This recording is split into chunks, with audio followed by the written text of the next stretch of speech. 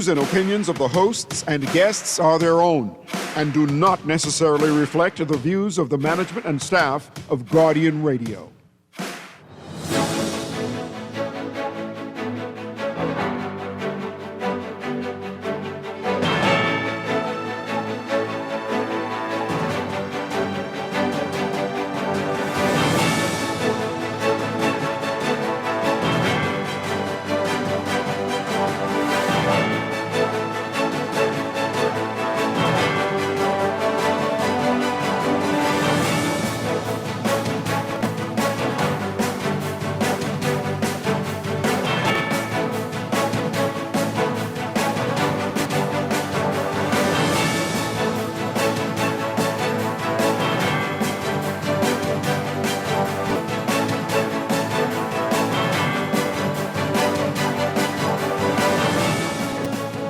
Good morning. Speculation about when exactly the general election will be in overdrive now, following comments made by the PLP chairman.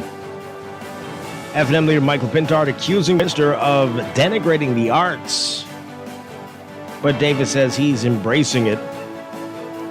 And providers for NHI have major concerns. We are talking with them today. That's all straight ahead this morning. I'm Dwight Strachan, and this is Morning Blend. Wake up, it's a new day.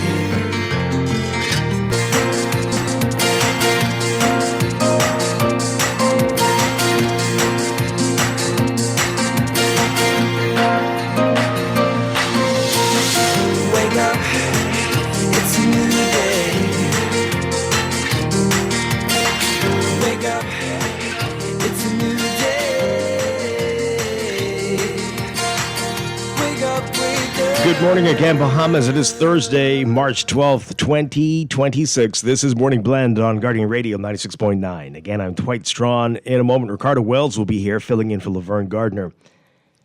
And that's all straight ahead. But first, it's time for the overnight, the latest breaking news from while we're sleeping, and the top national and international headlines this morning.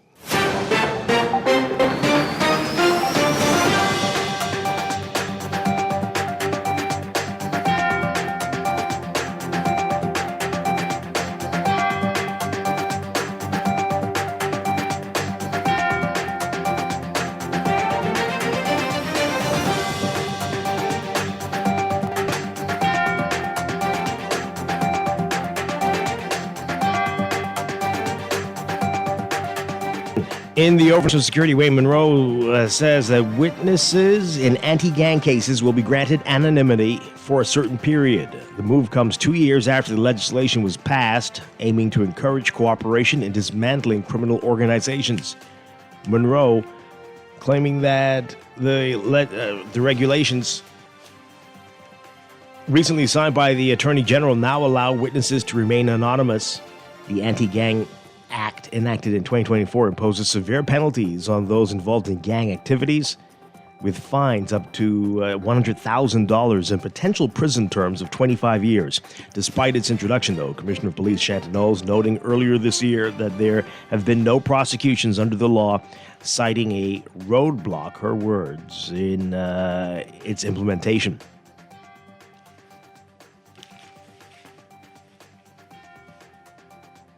F&M leader Michael Pintard accusing Prime Minister Philip Davis of denigrating professionals in the arts, referring to Davis's comments last year that Pintard, who is a playwright and poet, has not got a real job. Pintard made the argument during debate on the Creative and Performing Arts School Bill and the National Junkanoo Authority Bill in the House. Davis rose to a point of order and rejected the opposition leader's assertion. Pintard saying, quote, "The Prime Minister has led the band in poking fun at creatives.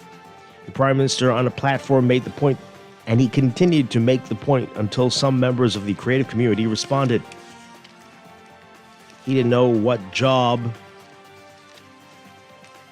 I had. In other words, I want you to know that being a playwright is a job. I want you to know that writing poetry is a job."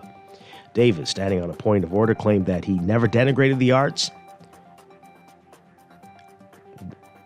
saying,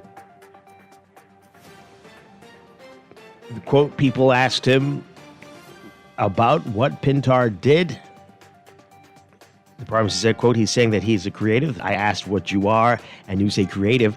How does that amount to me denigrating you? I think the people would like to know what role a person is offering himself to become the Prime Minister of the country. Tell us what it is that you did. Tell us what you did in your lifetime.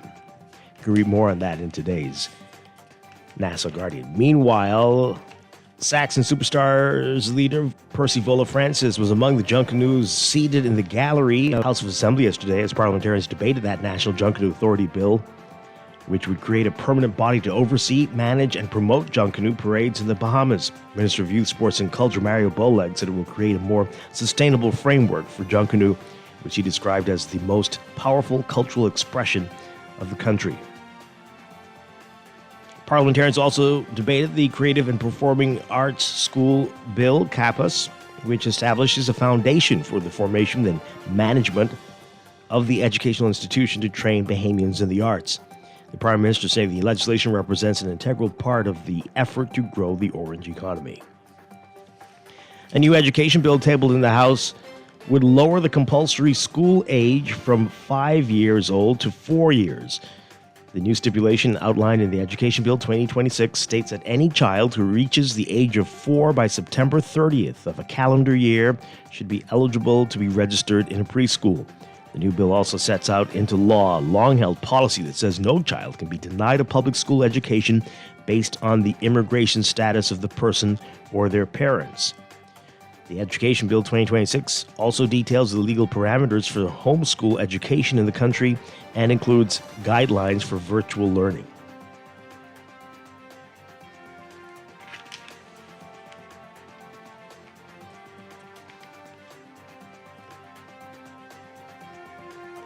Overseas, unrelenting Iranian attacks on shipping traffic and energy infrastructure, pushing oil above the $100 a barrel mark today as American and Israeli strikes pounded the Islamic Republic with no sign of an end to the war in sight. Iran hit a container ship off the coast of Dubai, causing a blaze near Bahrain's international airport, targeting a major Saudi oil field with a drone attack and forcing Iraq to halt operations at all of the country's oil terminals after an attack on its port of Basra on the Persian Gulf. Iran flouted a United Nations Security Council resolution from the previous day demanding that it halt strikes on its Gulf neighbors, with new attacks also reported in Kuwait and the United Arab Emirates. Sirens wailed before dawn in Jerusalem after Israel said it was working to intercept missiles launched from Iran. The country also announced it had begun a wide-scale wave of strikes on Tehran. In Lebanon, where Israel says it's targeting Iran-linked Hezbollah militants, 11 people were killed in 2 early morning strikes. Since the United States and Israel sparked the war with the February 28th attack on Iran, Tehran has embarked on a campaign generated at inflicting enough global economic pain to pressure them to relent in their attacks.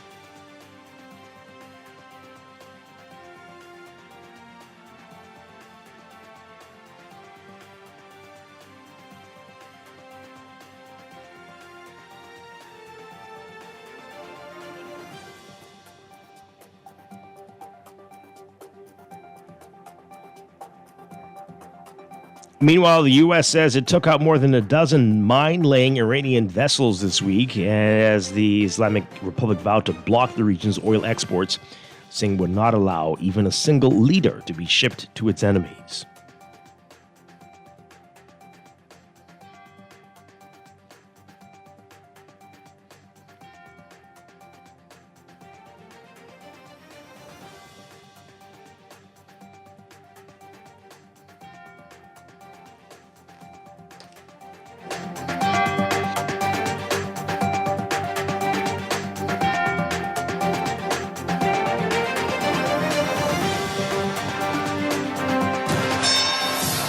This is Sports Update.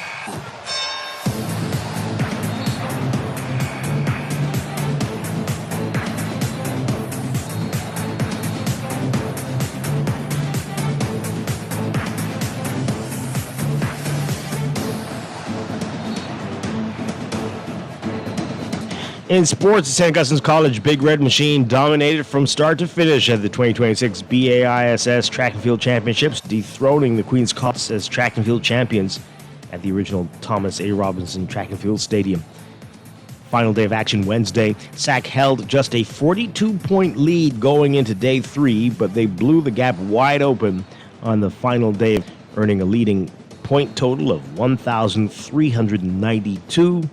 The Queen's College Comets, last season's title holders, trailed, finishing with 1,184 points for second place.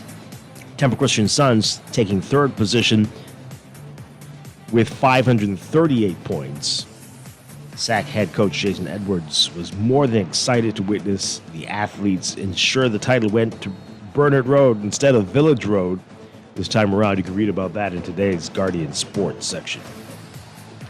Bahamian Olympian Shawnee Miliwibo returning to her original stomping grounds to support her alma mater, St. Augustine's College, in their quest to reclaim the BAISS trophy.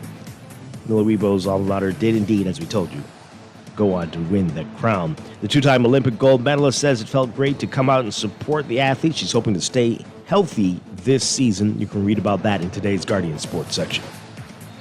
And after missing 3 games due to a lumbar contusion with his bruised lower back, Bahamian professional basketball player Valdez Vijay Edgecombe returning to the lineup of the Philadelphia 76ers Tuesday, immediately paying dividends. That did.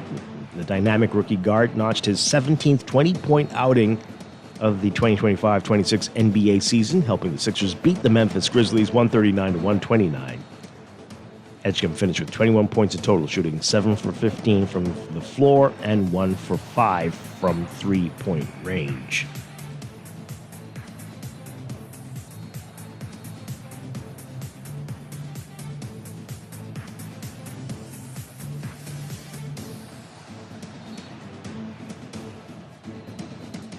That's sports, and that's the overnight. Time for your first look at weather.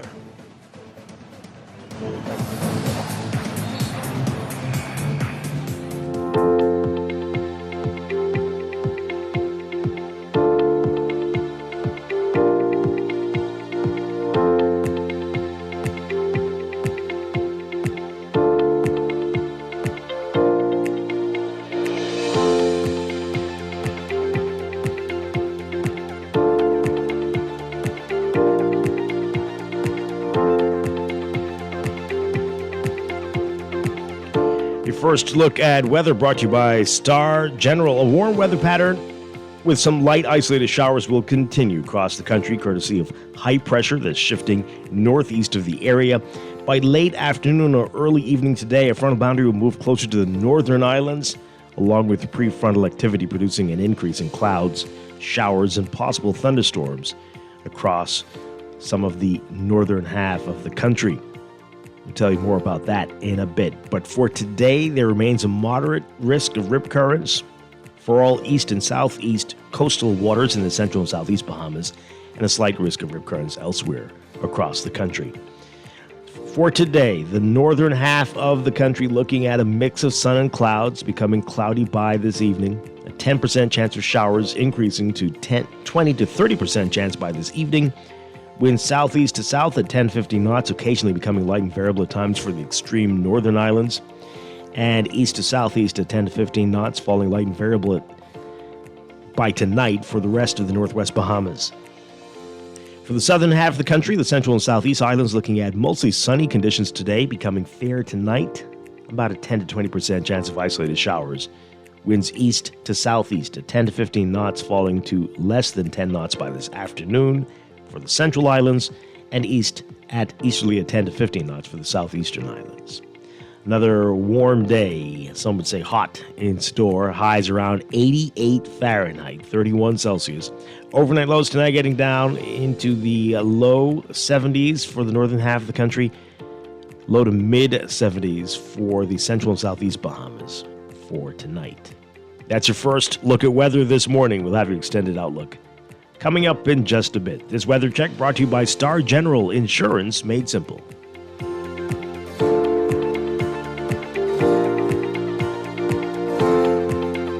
Wake up, it's a new day. Wake up, It's a new day. It's the start of a new way. You are listening to Morning Blend. When we come back, we're discussing the day's top stories right here on your home for fresh news and smart talk all day. Guardian Radio 96.9. It's a new day. Wake up. It's a new day.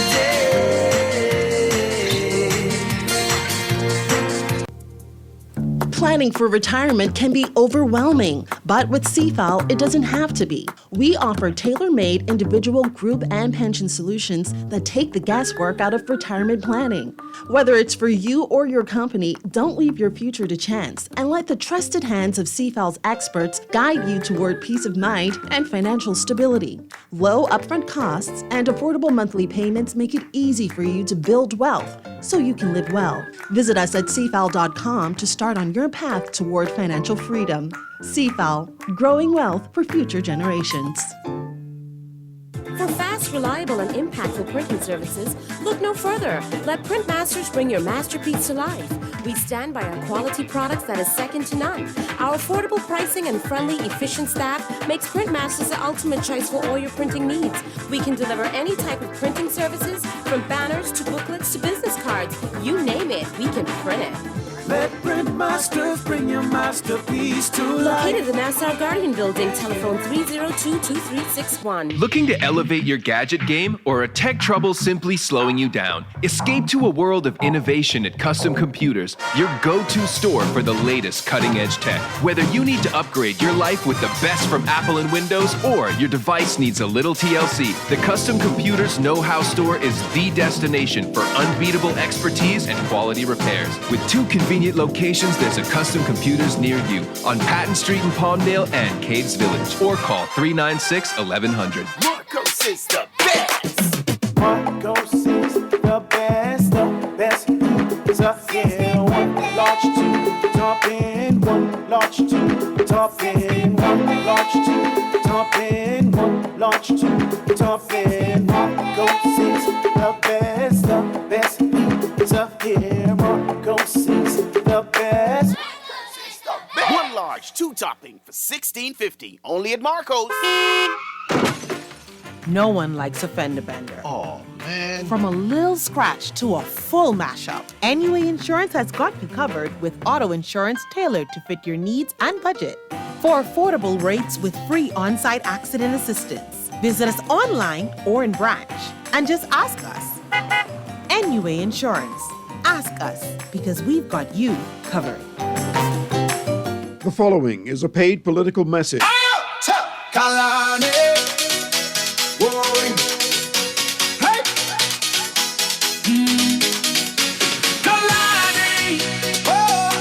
The future is brighter. Vote for my diver. Hey, 'cause she is a fighter.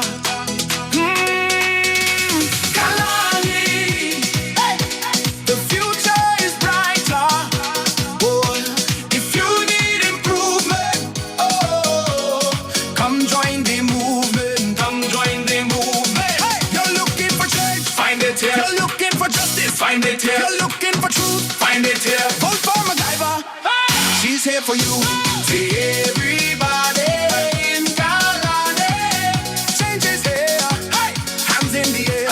See everybody in Kalani. Vote for MacGyver.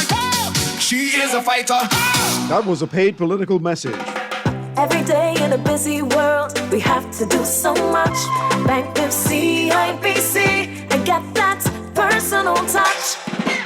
Share your ambitions, let us help your dreams come true. At CIBC, you're at the heart of all we do. We're on your side, we're listening, we know the way you feel. CIBC, ambitions made real. Wake up, it's a new day. Wake up, it's a new day. It's the start of a new way. Don't you know that it's the start of the end of the old way?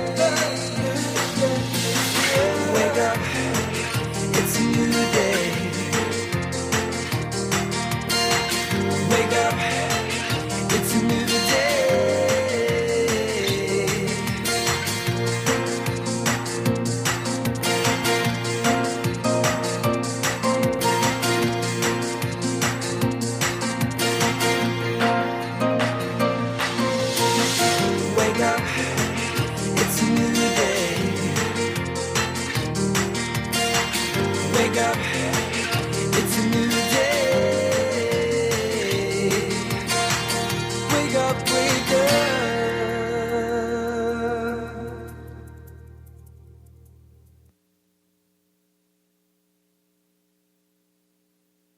Welcome back to Morning Blend on Guardian Radio 96.9.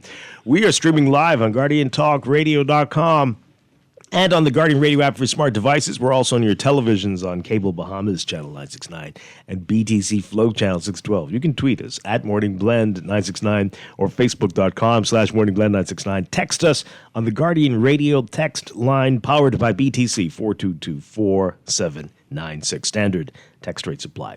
Once again, I'm Dwight Strachan. Joining me now on a Thursday. Surprise Thursday. Hey, Ricardo Wells is here. Happy to be Laverne here. Gardner couldn't be with us today. I don't know if to say thank you for the opportunity but anyway, I'm still happy to be here. Well, Thank it you. is our pleasure to have you as always, and hopefully we'll have Laverne back next week. And let's say happy birthday to Deandra Cartwright. Today is her birthday. Send out happy birthday greetings birthday, to Deandra. Deandra, and I hope she's having a great day. But we got a lot to talk supposed about. to drop a preview for her show. Who is? Leandra, you're supposed to preview her show. We are? Her show. Yeah. The host of. Okay, our co-host and host of the Happy Hour here. Thank you, Ricardo. Happy Hour here on Guardian Radio on Saturdays at 3 p.m. You can tune in and listen to that. But happy birthday to Deandra today. Okay, so we've got a lot to talk about coming up. We're going to be talking about they formed an association, the Physicians Providers for NHI. We had NHI on a few weeks ago, and they explained the challenges they're having, confirming that they are having difficulties paying the providers on time. And the providers aren't happy about that, of course. And they have other concerns as well. They're going to talk with us about that today. That's coming up, but we've got a whole heck of a lot to talk about right now in the news.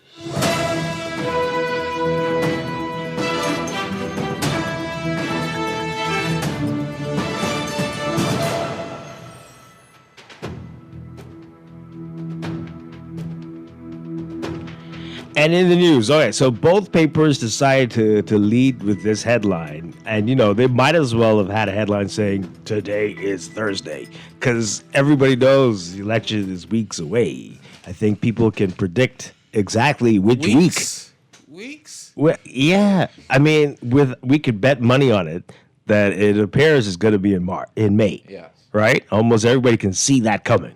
But anyway, the PLP chairman, because it's not PLP chairman Fred Mitchell said the general election is weeks away and urged residents to support the PLP. Well, okay. He made the comments in a voice note to supporters, saying, quote, "This is a country that is facing a general election in the next few weeks." So I think some people are freaking out because he said next few weeks. But yeah, I mean, we're in mid-March and May is very soon. Now is the time to go and get registered. If you haven't already, let's get your mic up a little bit there. Now is Ricardo. definitely the time to go and get registered. Yeah. So I appreciate haven't Mr. done Mitchell, that. dropping the tidbits. This is the encouragement. If you want to be a part of this next election cycle, now is the time to make your way to the registry department and get yourself sorted out. No? Yeah, I mean, well, why wouldn't you have done it before now? Reasons. What reasons?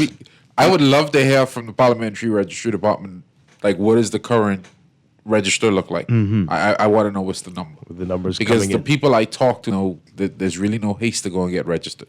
These people have never voted before? No, they voted, but But they haven't moved. Updated and all of those other kind of stuff, just to make sure that everything is set. Right. I think because we've had this same register for a while now, persons are kind of lost in the fact that, hey, if I moved, I have to do this. If I need to update anything, to clarify anything, did my polling division move? Did I move constituencies? All these things still need to be clarified for a lot of persons that have not done their due diligence. Sure. And you do need to go in if you want the new biometric card, and that's a pretty simple process. Just take your passport if you have one of the Any newer word on passports. when the biometric cards will be available? Some are out already, but some constituencies not quite yet. But we're told soon. We're told soon. And all you need is your passport and your old voter's card. To verify? Yeah. You don't even need the voter's card, apparently. Just the passport. But hey, take it. Why not? But you definitely need the passport. But yeah, weeks away.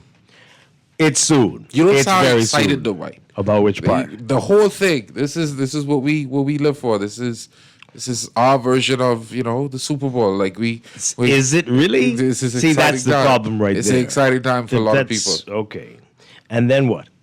I mean, and then we deal with the rest. That's what we do in the Bahamas. That's and I believe you. That's and what it's terrifying. But that's reality. That's reality. So it's a game. I mean, it's a a never-ending spectacle. party. Like it's going to be a never-ending party the Right. weeks leading to it, Yeah. and then we just call it a day. That explains a lot. So we have performers and what? People who can dance and You just heard our version of You just heard athletes. probably one of the best jingles we had in the country in a while. Mm-hmm. Just during the commercial break. That's the kind of stuff that we look forward to. It's top tier, I think, is Miss McIver. Mm-hmm. I really like that jingle. Maybe she could try to win a Grammy with it. I don't know, but okay. All right. Hey, do we do the in the? Yeah, we did already. Yes. Okay. So hey, weeks away. Sure. If you haven't done what you need to do, for the love of God, go and do it. Go and do it. If you want to make your case heard during this election cycle, if you want to be a part of the process. Yeah. Okay. I didn't read this in the overnight because it gets into some real, really explicit content here. This case, and we talked about this last week, but I'm just going to go through this really quickly before we get into some other matters. So, teen recants allegations against Marine in child sex case. This is some wild stuff. So our Artesia Davis writing about it today. The trial of a Royal Bahamas Defense Force Marine accused of having an illicit sexual relationship with a child took a surprising twist when his accuser recanted her allegations on Wednesday. The now 16-year-old was recalled to the witness stand at the request of the defense lawyer Alex Dorset and questioned by the accused, Van Miller. Questioned by the accused? About her previous allegations that they had had sex daily from 2021 to 2023. So again, this gets very explicit. So he asked, and this is again the accused. He asked, quote, "Did I ever put my penis in your vagina?"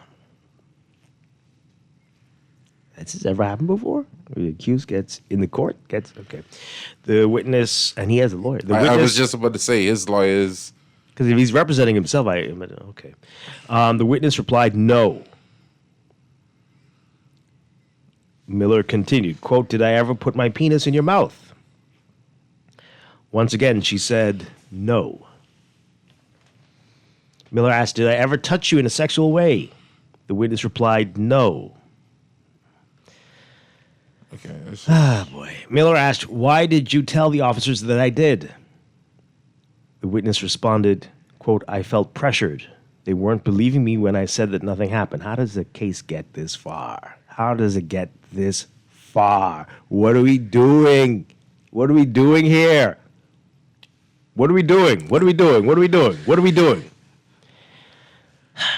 Oh, boy. "I wanted to get them off my back." That's what she said. And this man's name is all over the papers.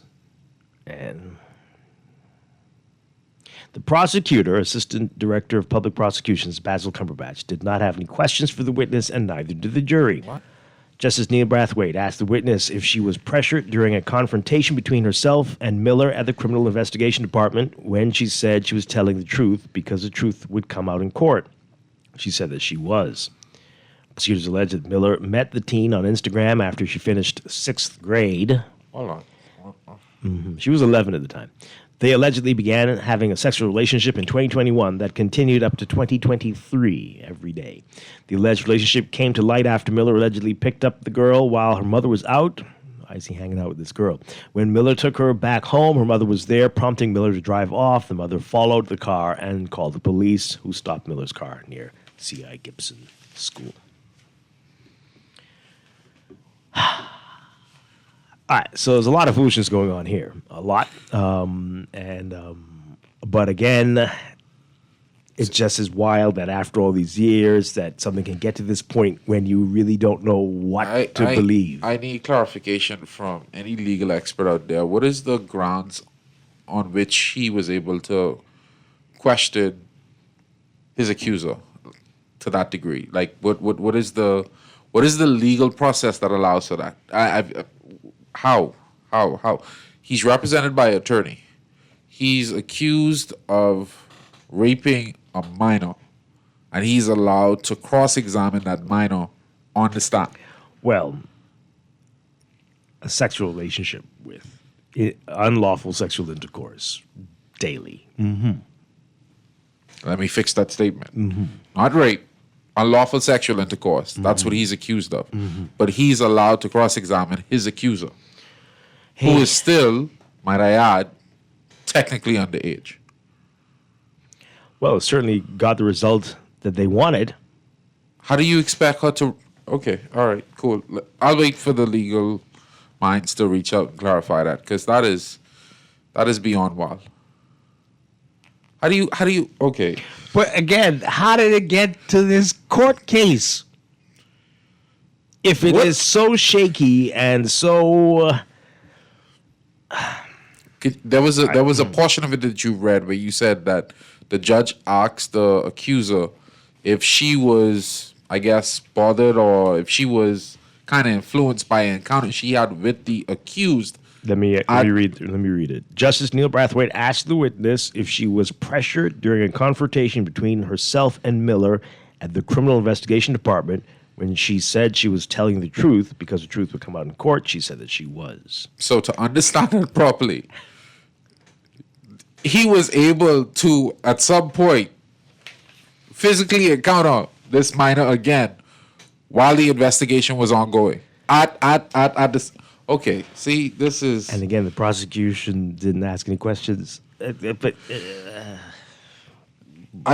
again, I'm not speaking on the end result of the matter. I'm speaking to understand how does our system allow these things to happen? I don't understand the country at all. But hey, this is one to pay attention to. We'll be keeping you posted on how this goes. Definitely. Okay. 6th grade. 6th grade. She was 11. Okay. Every day. They'd hang out, at least. Okay. And how old is he, if you don't mind me asking? I think he's 20-something now. Okay. But she was 11 when it started. So he was in his... Okay. Yes. Okay. And I believe he was already in the defense force. Yeah. Okay. Let's move on. This text back to the election and voting. This person says here, as usual, I will be sitting this one out. Same madness, just a different day. Nothing will change. The elected will get rich, and we'll listen to Dwight complaining for the next 5 years. Same rodeo, different riders. Sometimes the same riders. Very much the same riders. And definitely the same rodeo clowns. Yeah. Definitely that. I just want to ask that Dexter, what do you do instead of, do you just sit back and just watch the circus? Like eating popcorn. Oh, okay. It's fun. I mean, if you can afford the popcorn, that's always better. But if you can't afford it, it ain't a good show. Like, what is that like? You've never voted. You never will, just because you think nothing's going to change. Okay. All right. Let's take this call. Good morning, caller. You're live on the air. Good morning, Dwight. Poppy. Good morning, Mr. Wells. How you doing? Pretty good. You can hear me? Yeah, we can.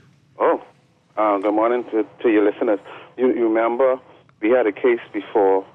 Where I think the little girl say, I don't know, I can't remember exactly how old she was, that she just did lie because she did want her mommy and daddy to be together or whatever. But the doctor report say the hymen or whatever that name was not intact like she did. I said, and what my question was then, how come no one asking the question? Well, who she had sex with? Who's the other people if she's a minor and she off her age? Maybe that wasn't important, or maybe she could have given consent and I just didn't know. Now this case now, right? I trying to figure out where the doctor report. You ain't saying nothing. You asking the question. How'd get this far? But you don't have no doctor report. Then the doctor ain't say yes, she was having sex, or she had sex before. And another question, do you think this might be a case where a father wanted to be a part of his child's life, but because either the courts agreed to just him pay maintenance or whatsoever the system come down on him, that he ain't paying a role in his child life, because some of them believe just paying the maintenance to the quarters for the child is all. These girls and these boys, they need their daddy around, and some of them go looking at these older men and stuff as father figures. They wear the same deodorant, or they wear the cologne, remind them of their daddy. So where the daddy was, anything did the reporter say anything about that? And where the doctor report to say that she? Okay, let's not get into all of that, but I'm sure that will come out, and that some of that is not even relevant, I think. But if you are a daddy, make sure that you're a part of your child's life. Okay, that's the bottom line. That's the starting point. But prominent lawyer messaging us, the fundamental element in any criminal justice system is the right of the accused to face or question his accuser. This is elementary. Okay. To that degree, it is elementary. I appreciate that. I asked for the clarification. I got it. But that is just bizarre. Okay. Wow. This texter says, I'm also like that previous texter. I have voted 6 times already, and I'm going to the beach this time. Just my 5 cents. Rest in peace, Mr. Monka.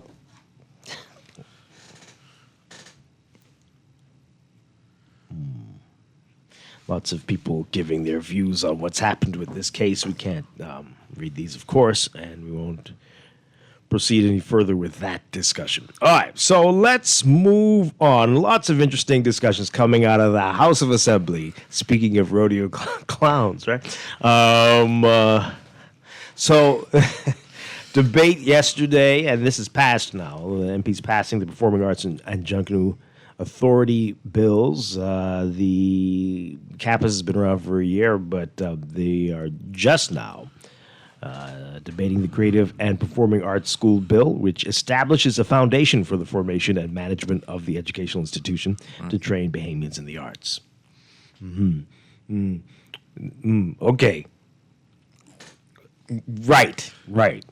I'm happy the debate happened. Yes. I'm happy that we're now progressing in the right direction. 1 year later. I think there was a line in there where you mentioned that Mr. Vola Francis was there. That's for the Junkanoo Authority, yes. Right. Bill Saxon superstar Percy Vola Francis was among the Junkanoos seated in the gallery as parliamentarians debated the National Junkanoo Authority Bill, which would create a permanent body to oversee, manage, and promote Junkanoo parades in the Bahamas. Both of those are discussions. I'm just happy to see that persons that played prominent roles in those communities are still alive and well, to see these things come to fruition, the kind of legislation and backing needed to move their cultural elements into a further direction.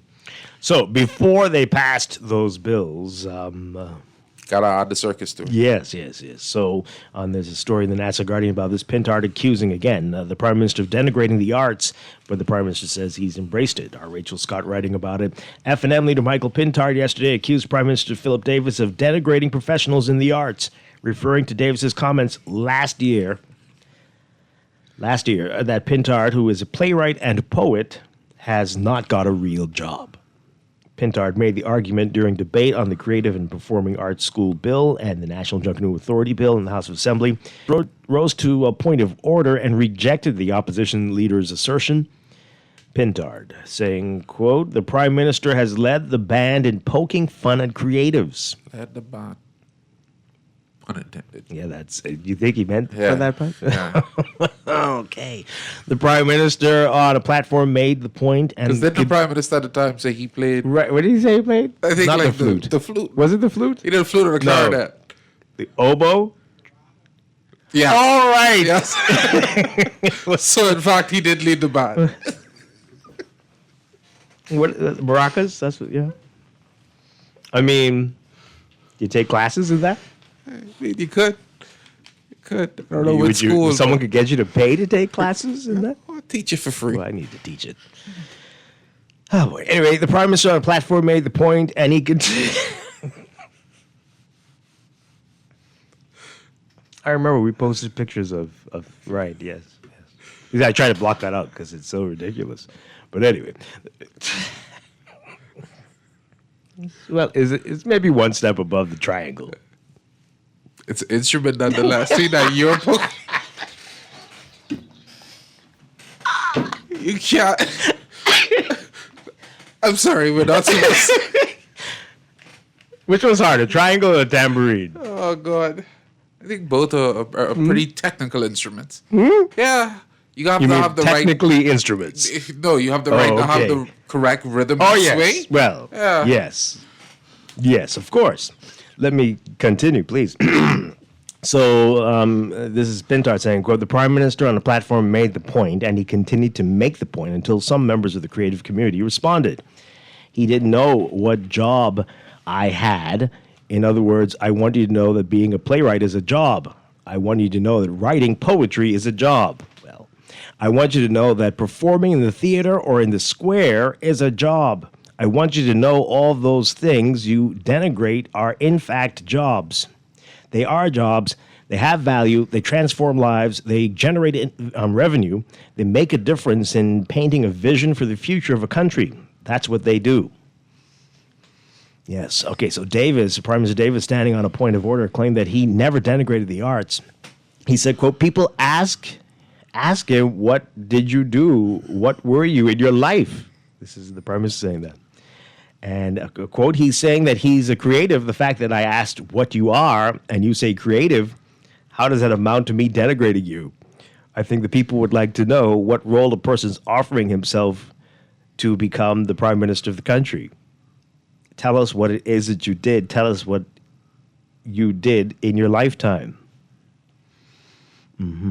Okay. See, this is why context is so important in all discussions. Because, and I'm not trying to defend the PM in any which way on this matter, because what he said was kind of out of line. And I understand where Mr. Pintard is coming from. Wow. But the truth of the matter is this. If you're going to run for the highest office in the land, people need to be able to grade your successes across your career. Whether you're from the legal field, from the creative field, from the medical field, people would need to look at the work that you've done in those areas to say, hey, this person would now be effective to manage this country. And if you're gonna, and I don't want to say he's making a mound out of a molehill, but if you're gonna try to make this out to be a situation where your work or your career was in any which way questioned, you're kind of missing the boat here. Bahamian people need to be able to see what it is that you've done in these different sectors of your life to say, hey, this person now qualifies to do this. Like, you just can't present your political career as, hey, look what I've done. I was this minister. I was what? No, what have you done outside of the political space to move our country forward? That's just how I view it. I suspect you've just you caused I've now almost called everybody who's nominated for this upcoming election. No, but I feel like half of them need to go away. I feel like that's the way you should look at it. You should look at these persons and say, hey, this person is in the, I don't know, finance industry. They've been able to do this in business. They've been able to do this in the teaching profession. They've been able to do this in the medical. All of these things should matter when you look at somebody you're going to put in office to move the country forward. My goodness. All right. Well, so the Prime Minister is arguing that the Creative and Performing Arts School bill has come to fruition, is an example of his government's commitment to the arts, also citing its move to provide assistance for the Dundas Center for the Performing Arts. saying, quote, "I've never denigrated the arts. I embrace it. It is my effort that brought campus," I think he's trying to say campus, but here it says campus, okay. Campus alive. I didn't just talk about it, I made it happen. When the Dundas came to me, I didn't talk about it, I did what they asked. Why would I do those things if I didn't like the arts? Okay. And again, this is apparently the first time any government has ever supported the Dundas in this way. So Davis and other members of the governing side also questioned why Pintard did not do more for the arts when he served as the minister responsible for culture, though Pintard noted that he only held that post for a year. Pintard maintained that Davis raised the question of his profession in a manner that suggested he is not qualified to lead the nation. Pintard said, quote, "He raised a question, what is it that you've done in your life that prepares you for this position?" So all of the creatives here and those that are out there in the Bahamas or people who are listening, it's the same point people make when they talk about basketball players who now enter politics. Oh, boy. Shots fired. Oh boy, shut up and shoot the ball. But how dare you come into the arena that I'm in without the traditional occupations of attorneys? Back and forth took place as students from the Bahamas Creative and Performing Arts School campus watched from the gallery. Oh, my. And again, let's be clear. You don't need to be an attorney to be a politician. You just need adequate understanding of our laws. You don't need to be an attorney. But at the same time, adequate understanding. Well, okay. Adequate. Some of our lawyers barely have that. So it's challenging. But again, this is why you need to, and I've long been a proponent for local government for this exact reason. You need to allow these persons a training ground to develop their skills in the political space. Mm-hmm. As Mr. Pintard said in his commentary, he had 1 year as the Minister of Culture. That said, in that 1 year, what was done? You look at these things and you say to yourself, hey, now you are able to grade a politician effectively.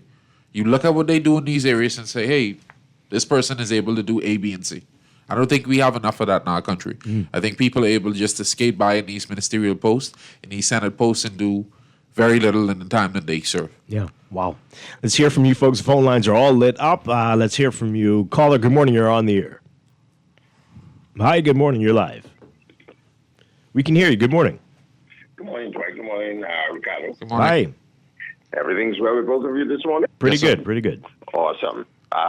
3 quick points here. First and foremost, you know, it was really hilarious to a point to hear this commentary about one Michael Pintard and the creatives.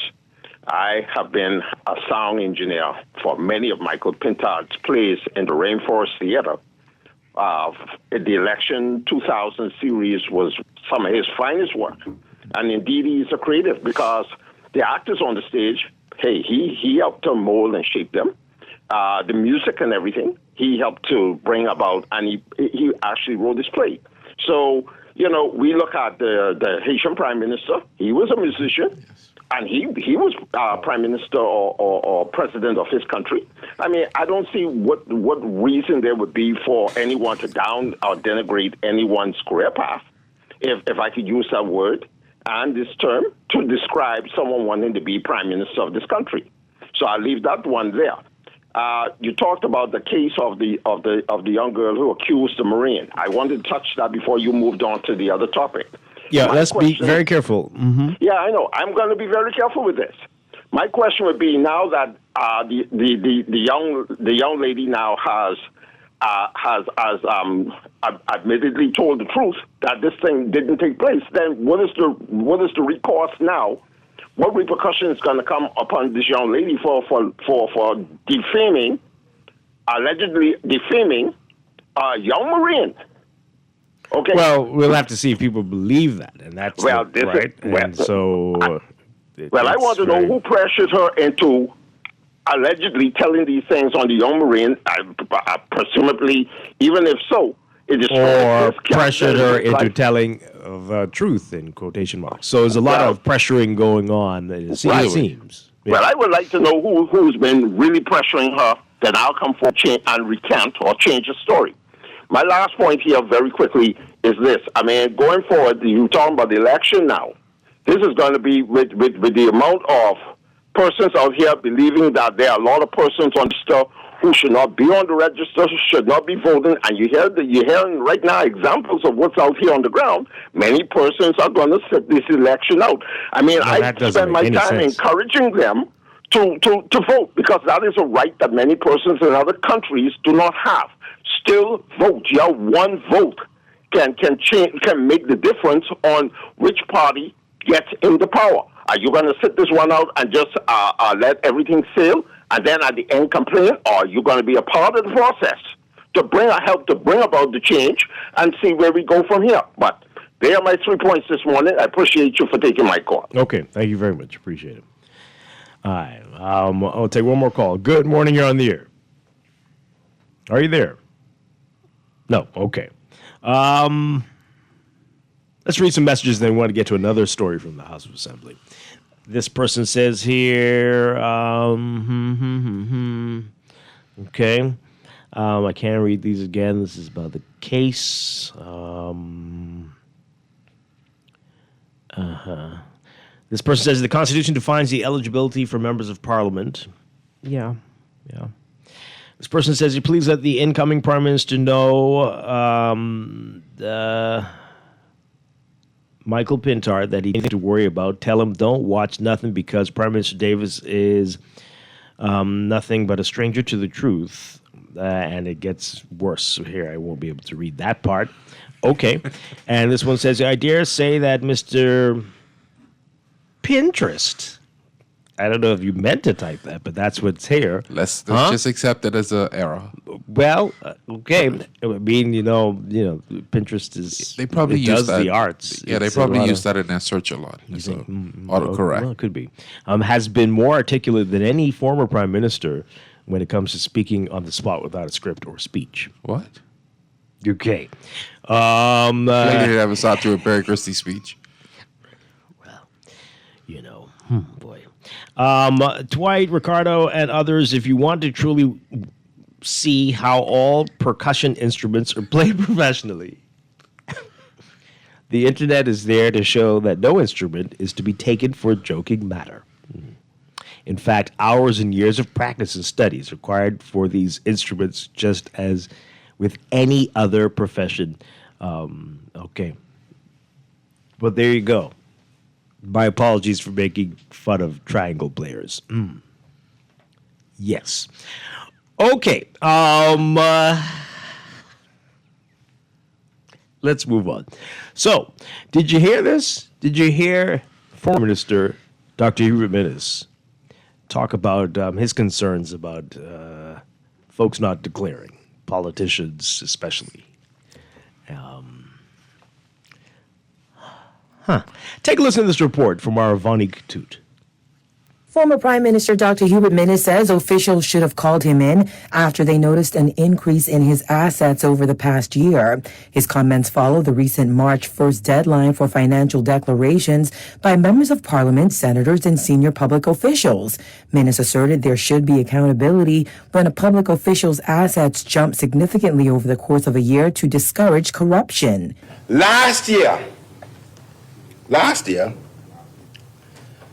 my declaration was about $14 million. I'm not ashamed of that.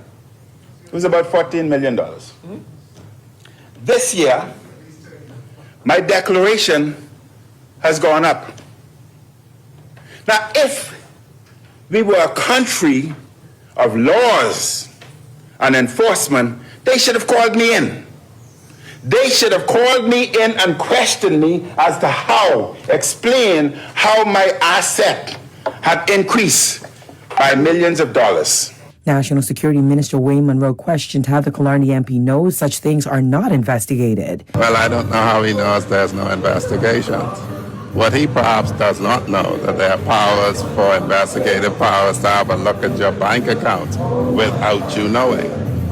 So I don't know how he knows that there's no investigation. That's to make an assumption that I would not make.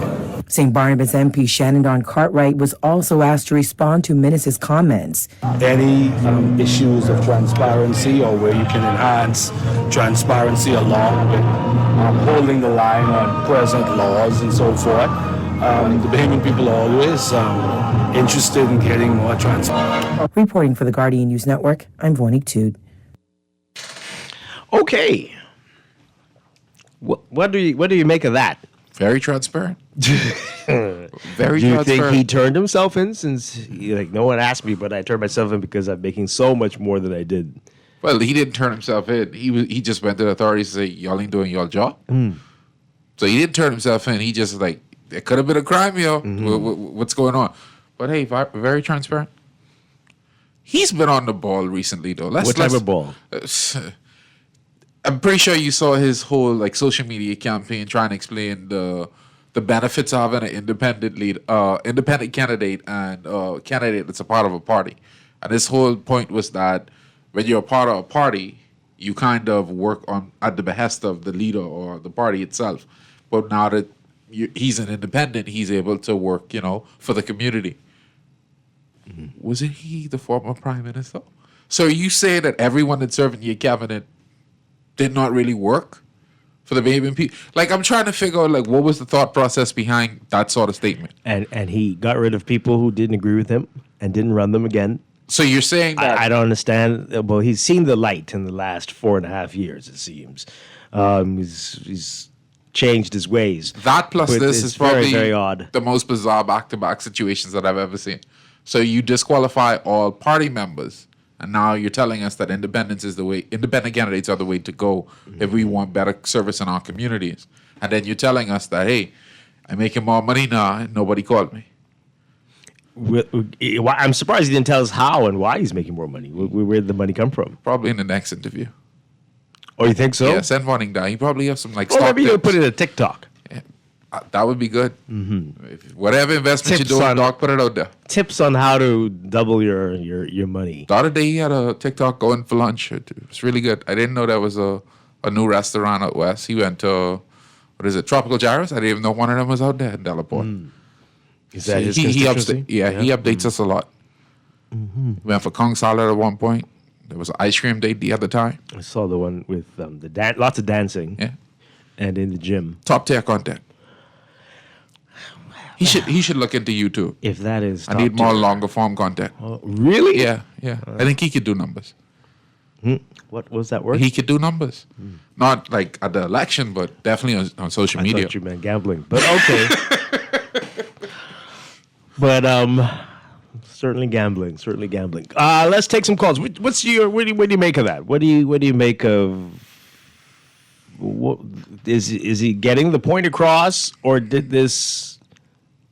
I need a Is vox this pop. gonna backfire? I need a vox pop with the voters out in Kalani. I need to know how they really feel about this, on the ground, because it's a lot. It's a lot. And then do you buy what Wayne Monroe is selling? That Definitely not. Definitely not. Okay. Or all the statements that were just presented. That's the one I believe the least. You don't believe they actually is a bell goes How do off? you not Wait, his know? number is going up. We're checking your bank accounts.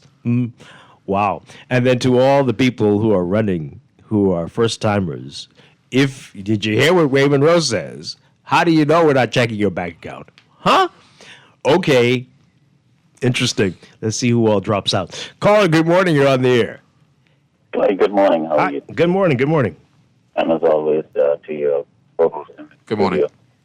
There are times when I try very hard to take Mr. Monroe seriously, and sometimes it's very difficult because that was one of the more serious issues on the table for Bahamians as it relates to our politicians. Accountability and declaration, accountability for their assets and their income over the time especially the time that they serve in government. And what Prime Minister or former Prime Minister was alluding to, and almost basically handing the authorities a carrot, is that these declarations should not just be taken at face value.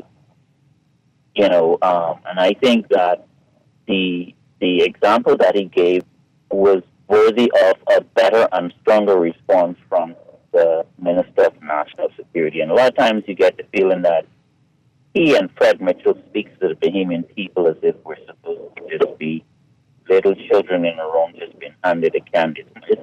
condescending because we know over the years that there have been, and I mean, to some government's credit, even though it was out of wrong motivation, some politicians have been called in, but that should not have happened when the government changed. These things should have happened during the time that governments are in power. You understand what I'm saying? Yeah. And to the extent that Wayne Monroe has not seriously spoken to the issue when put placed in the front of him, and it's an indictment on their position on accountability in government. And I close by saying this. I don't know of a single government. There might be cases, but I can't recall a single government that has, in the last 15 years, indicted or charged their own co-worker with corruption. It always has to happen once the government changed. Yeah. And that tells you that Minister's right. The system is not working. I close by saying that. So. Okay. All right. Thank you very much. Thank you very much. Well, he didn't do it either. And this is how you know the system is not working. When he was in. But yes, the system is definitely flawed. Definitely flawed. We've got some interesting text messages as we get ready to go to the news. This person says, so you do realize that Monroe, this is similar to what John was saying, you realize that Monroe didn't name a single investigation. He only alluded to the fact that Minnis doesn't know of any investigation. These are the things why I think voting is useless. These are the reasons why you need to vote. The people who say these things that give you pause or make you scratch your head, those people need to be addressed, perhaps, right? So you need to vote. You do. Another text here. This person says, we've had candidates declare hundreds of millions and we're broke, and even party leaders declare millions and could pay the courts 90. Those declarations are clearly fake. Well, okay. Well, I don't know. This person says here, Minnis didn't investigate any of the MPs who sat in Parliament during his term. He didn't prosecute anyone for not reporting during his term before he quit as PM. Tell Minnis stop playing the crackhead games. Minnis is desperate. He wants to hold on to power. He will not win Killarney. He will not vote. We will not vote for him. He's looking like a TikTok clown. Yikes. And this person says the government is the largest company in the Bahamas. People who have been mediocre in their careers, if they have one at all, are usually the ones offering themselves for political appointment. No wonder the country is failing us. Yikes. Okay. Well, the electorate really not exactly happy. We'll be back after the news. This is Morning Blend on Guardian Radio 96.9. Stay with us. Watch this. The House of Parliament must see a jokey place. All I see is laughing when I look in at their face. They chuckling and giggling like something sweet in there. We drowning in crime, boy, ain't no jokes out here. This is Guardian Radio 96.9 FM, streaming on GuardianTalkRadio.com and the Guardian Radio app, Nassau, Bahamas. Don't shop at Sherwin-Williams then. Don't get the best service in the Bahamas then. The love is really, really strong in Sherwin-Williams. We don't just sell paint. We service you with a smile, good hearts, mind, soul, and body. And we love our customers as much as we love ourselves. Yes, real talk. I'm not just saying this Real talk. to impress myself. We love to go beyond with customer service. So they feel delighted to come in Sherwin-Williams because they know I can either see Dee Dee, or I can see Shelly, or one of our other wonderful staff members. We treat our customers with the respect of our boss because there are many paint companies they can choose to go to. No, baby. If they go to some other paint companies, so I gonna get this little thing at the end of the week. We want to make sure you get that little ting, Shelley. Come visit Shelley and Dee Dee at Sherwin-Williams, Bahamas, and you'll surely find colour in every day.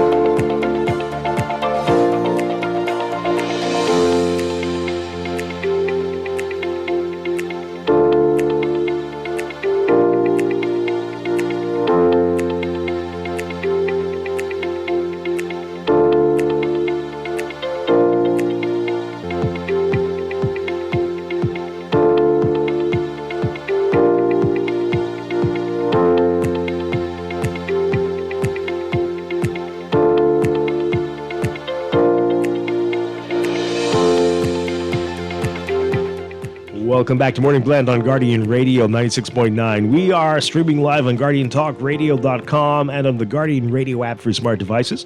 Also on your televisions on Cable Bahamas Channel 969 and BTC Float Channel 612. You can tweet us at Morning Blend 969 or Facebook.com/Morning Blend 969.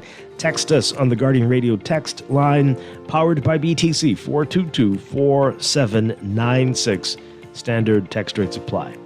And now at 8:24, time for another check of your weather for today, brought to you by Sherwin-Williams. So we've got a warm weather pattern with some light isolated showers. That's going to continue across the country, courtesy of high pressure that is shifting northeast of the islands. By late afternoon or early evening, though, a frontal boundary will move closer to the northern Bahamas, along with the prefrontal activity. That's going to produce an increase in clouds, showers, and possible thunderstorms for the northern and northwest Bahamas. So that frontal boundary is expected to stall and gradually weaken near the northern islands through the weekend.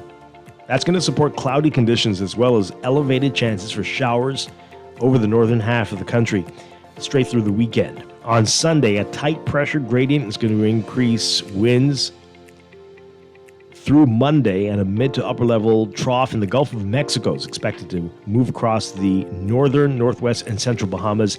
That too will produce cloudy skies, breezy to windy conditions, and widespread showers and thunderstorms lasting through until next week, Thursday. So quite a bit of rain coming in the next few days.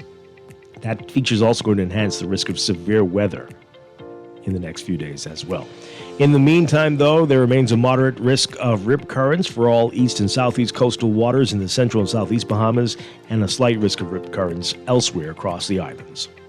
So your forecast for today, the northern half of the country, a mix of sun and clouds, becoming cloudy by this evening. Mostly sunny, becoming fair tonight for the southern half of the country. Temperatures, though, going to be high. Highs around 88 Fahrenheit, 31 Celsius today. Overnight lows tonight getting down to the low 70s, low to mid 70s for most areas. Tonight, between 21 and 24 Celsius. More on your extended outlook now for Friday. Partly cloudy to occasionally cloudy for the extreme northern islands, and a mix of sun and clouds during the day, becoming partly cloudy at night for the rest of the northwest Bahamas, but partly sunny during the day, turning mostly fair at night for the central and southeastern islands. Elevated rain chances for the extreme northern islands as that frontal system moves through. That pattern's going to hold for Saturday into Sunday, and by Monday, look for partly cloudy to cloudy conditions for most of the country and a mix of sun and clouds for the southeast Bahamas. That's your Morning Blend weather check, brought to you by Sherwin-Williams. If you're ready to refresh your space, head to Sherwin-Williams for premium paint, pro tips, and everyday deals that make it easy to get started.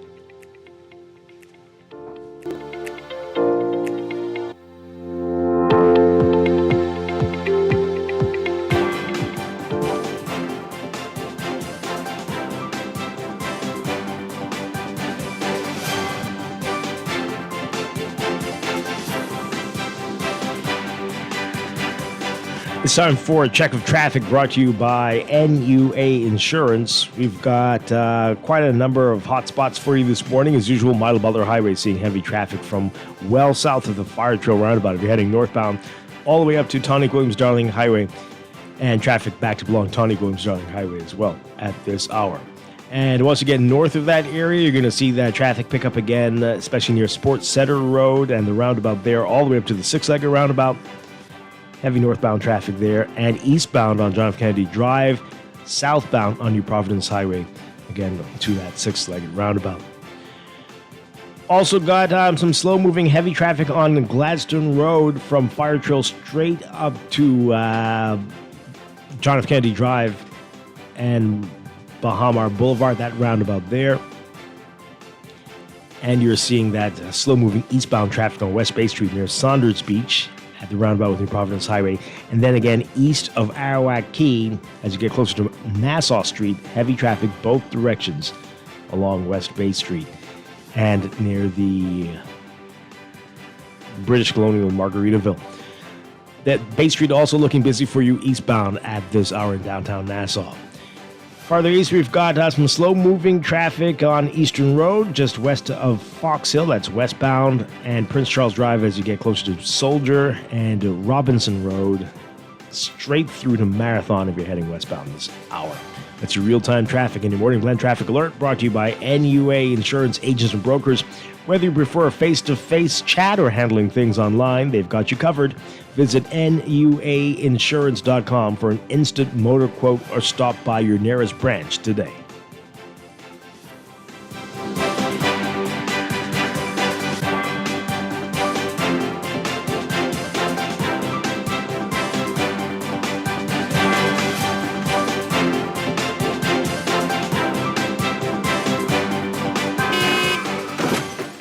No one likes a fender bender. Oh, man. From a little scratch to a full mashup, NUA Insurance has got you covered with auto insurance tailored to fit your needs and budget.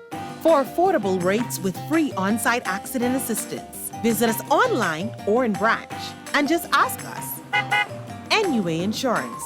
Ask us because we've got you covered. Every day in a busy world, we have to do so much. Bank with CIBC and get that personal touch. Share your ambitions, let us help your dreams come true. At CIBC, you're at the heart of all we do. We're on your side, we're listening, we know the way you feel. CIBC, ambitions made real. Join the Ultra family. Online signups are here, and it's ultra fast. Start winning from your phone. Sign up online in minutes and jump straight into the action at ultragames.com. And right now, when you sign up online, you're entered for a chance to win a car. That's right, a car. Okay. No long lines, no stress. Just click, sign up, and start playing. Ultra Games. Unleash your luck. Must be 18 or older. Ultra Games reminds you it's only a game. Please game responsibly.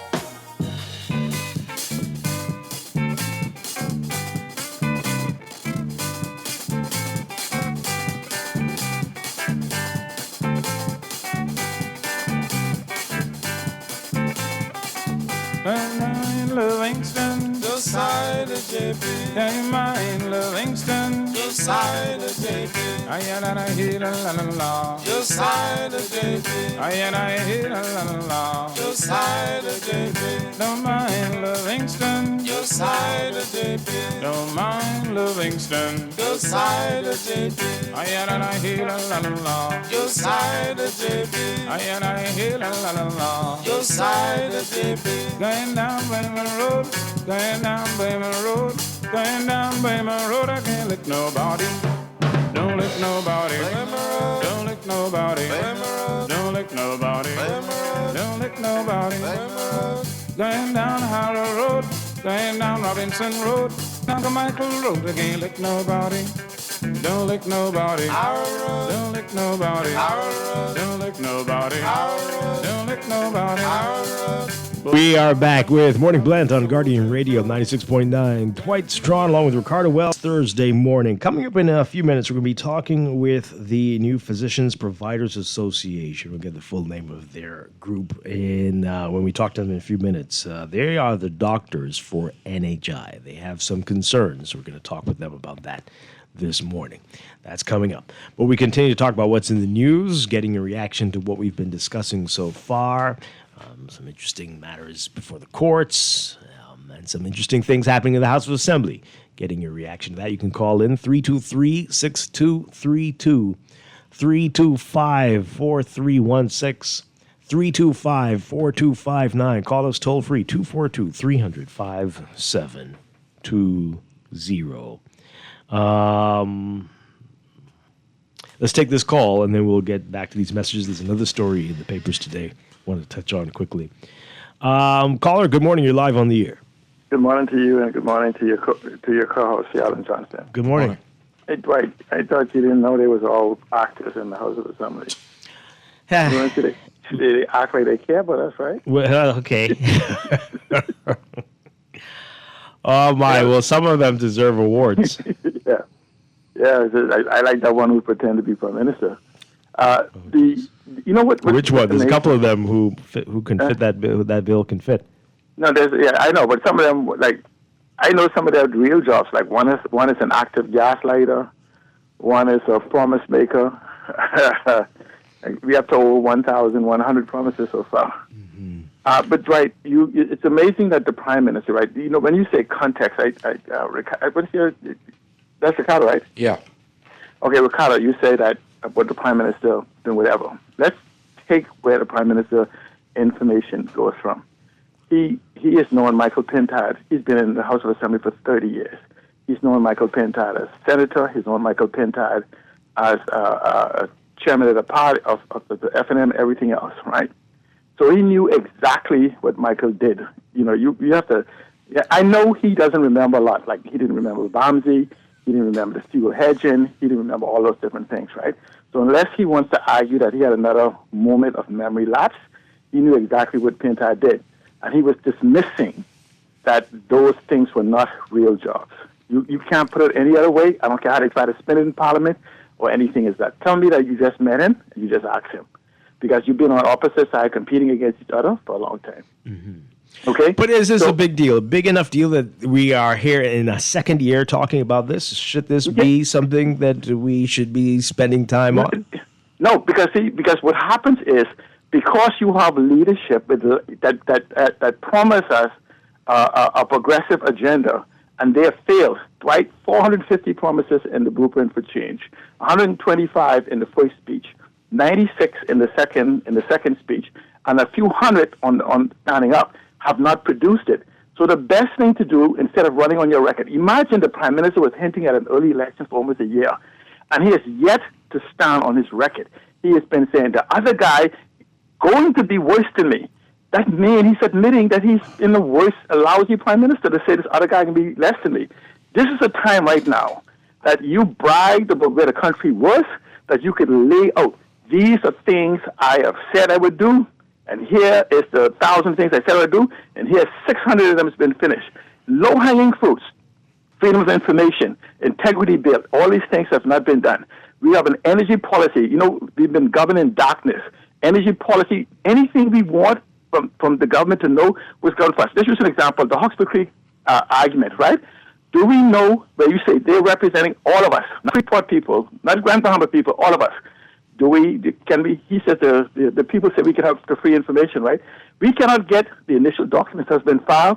We can't get the supporting documents to support their argument. And so it's like selective disclosure to try to make a point. And so it's like they're acting as if they're running a country. We're in crisis. We have the war of Iran coming on. The Prime Minister, has he talked to us about what the probability is? Everybody around the world is talking about how it's going to affect the economy. And so what the Prime Minister, what the chairman says, oh, don't worry, the Prime Minister is going to quit. And then you could give him another chance to do it again. You remember the other guy that quit on us? It's like we are in crisis, on the verge of an expanding crisis.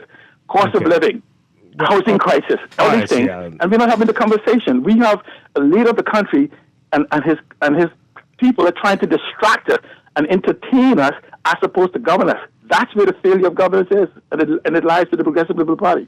Okay, all right, yeah. I mean, I think you're doing some spinning too, but I hear you. The point I always just want to get from C. Allen, like I understand his position on all these issues.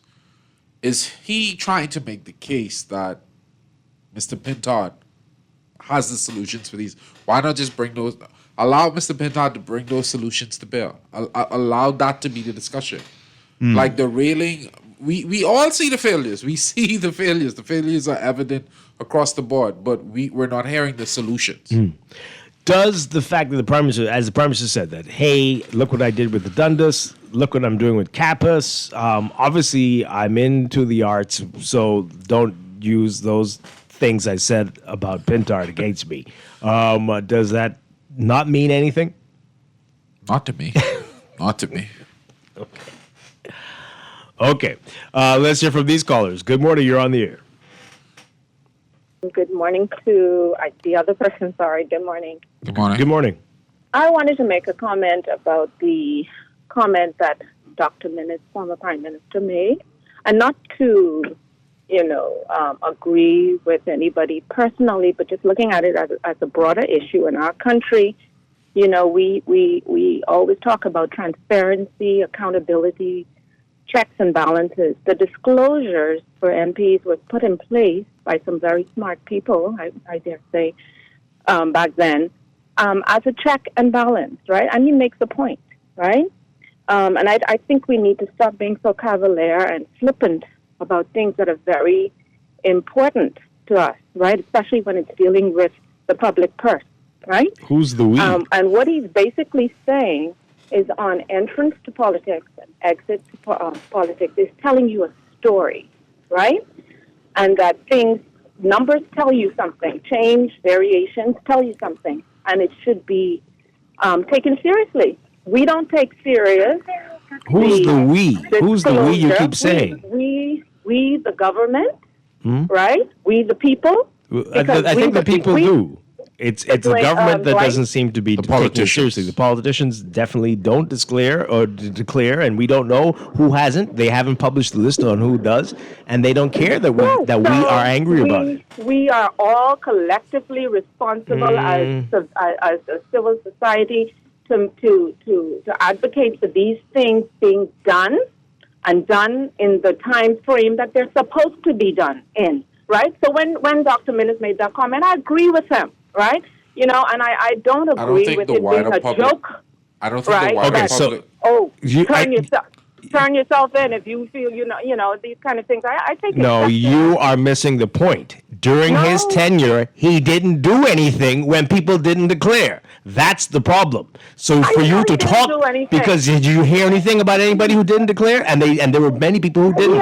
Yes, I did. No, you didn't. No, you didn't. Yes, I did. They made comments about there's only so much you can do, right? If you're not in the majority, or We're saying when he was prime minister. That is the majority. That is. Yeah, I'm sure he made a comment about it. Oh, please, ma'am. Please, stop it. We don't have time for foolishness. Come on now. This is the problem. Whenever they're in the opposition, they see everything clearly. Everything is, I would do this because this is how. But as soon as you get the chance, you forget all of it. Let's call a spade a spade. It's ridiculous. She's clearly... Maybe you were not here during that time. We live in bizarro land. We live in bizarro land. There's a cabinet minister right now who was the chair of the disclosures committee. We had him on this show. Yeah. He said when he got in, he was going to make sure that there were some changes. What happened to that? Yeah. Both sides, clowns on both sides. They tell us everything we want to hear when they are in the opposition, and when they get in, it's like my hands are tied. In fact, his commentary admitted just that. Because he did nothing when he was prime minister on the matter. And now that he's not prime minister, he's running an independent saying that, hey, look, this should be important. It should have been made a priority. We've gone through this process. It was not made a priority. I'm not disagreeing. I'm not against anything he had to share. What I'm saying is it should have always been a priority. And the nerve to be using words like we, what? I'm sorry. I'm sorry, caller, but that is insulting and ridiculous because especially the media, especially the Tribune, they've been every time when December comes, right? When March comes, they're doing these stories, the ridiculous dismissive answers they get from the chairman of the committee. Oh, I don't know. I have to check. I believe some of them did. I believe one or two asked for an extension. Well, and what? So don't do it. I don't know how much you're being paid for to promote nonsense, but don't do it here. Don't do it here at all. Caller, good morning. You're on the air. Good morning. How are you doing? Good morning. Hopefully I'll be better soon. Yes, good morning. Yeah, man. Maybe the lady speaks French. Oui. But, yeah, on the other hand, I love Ricardo, what he said, because I don't know what it is with C. Alan Johnson. I don't know if he campaigned to be the minister or something when this party never get in. But I don't know what his deal is. You all need to cut him sometimes, So because he's singing for something. I don't know what he's singing for, but he's singing. But make your point. What do we say? Yeah, because, I mean, Peter ain't better than Paul, that's why we need change. That's why we need change. Because if you keep doing the same thing, you go walk down the road, bucket over in the same spot over and over. You continue doing that? That's idiocy. Yeah. I mean, in this country, we need to mature because we're over 50 now. We ain't no more babies. We over the hill. In fact, 35 means you're going down here because God's what, 3 quarters 10 or 70. Well, I don't know if countries work like that, but I hear you. But as a people, we need to be matured, and also our members of parliament need to be matured. We need to shake up the House of Assembly, man. Something's happening, and we need to go with this change. Okay, thank you very much. Appreciate it. You know how many times in the last 10, 15 years you've heard about it? You started the house living in a half a bedroom apartment, and you leave in 5 years in a 3-story mansion. Yeah. This is not the first time. This has been going on forever. So, caller, come on.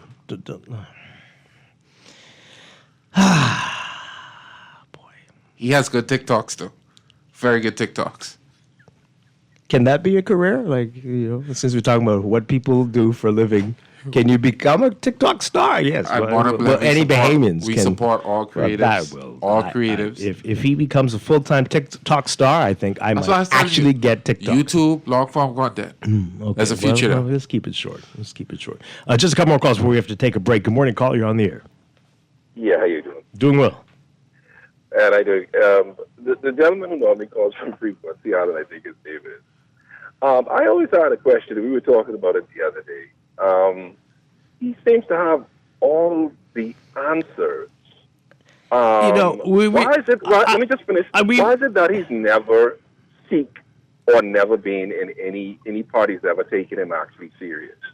I don't know if you can say that. We don't want to talk about our callers like that. I'm allowed to talk about the callers, but I mean, I don't know if you can say that. I don't know. I can say that because I've been listening to him for almost 6-10 years. Well, okay. And it's like I'm trying to figure out this guy has all the answers, but I don't know how you would know whether someone is taking you seriously, whether a party is taking you seriously. You'd be surprised, but anyway, I never appreciate. Come forward. Okay. All right. Thanks a lot. We appreciate his contributions.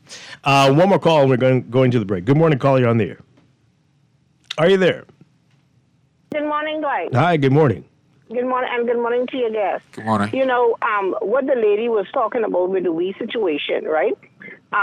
I don't understand the we part because I've also made noise about it. But what I want us to do, rather than saying, "Oh, you was there and you did nothing about it," let's drop that part and let's take him up on what he's saying now. Start today. Investigate him. He said, let him investigate him to know where he get his money from. So I like that idea. So if he's putting himself out there to be investigated, then that tells us that yes, we need to look into it. Yeah. Okay. So let's start with him. Saying that he opened the can of worms, start with him. And then move on to the rest. But they don't want to start with him because they want to hide whoever they want to hide or whatever it is they want to help hide. So that's my thing. Let's forget the fact that you was there and did nothing. That's done and finished with. We finished with that part. Let's move on. We're here today. He said it. Let's start with him. Okay. All right. Thank you very much. Appreciate it. All right. This person says your timely declarations alone is not sufficient. Is anything being done to scrutinize the information being declared? Well, so Wayne Monroe says. If not, then what is the point of the process? Well, it's also for you. Well, when we do it every 5 years, but the public should be able to make a determination whether something strange has happened. Very, very quickly in the lead up to the election. Right. Every year is a different. Says it will Pintard or any PM do anything, or is it their job to make legislation, policies, etc., for people to do things? Seattle and others are arguing for the best person as PM to make it possible for them to do things. If Davis was able to do that, why has he not done so? This person says here, good morning. This is a silly text. Good morning. Every morning you convince me that you are vying for Latre's job. Huh? Who? What? I guess you'll be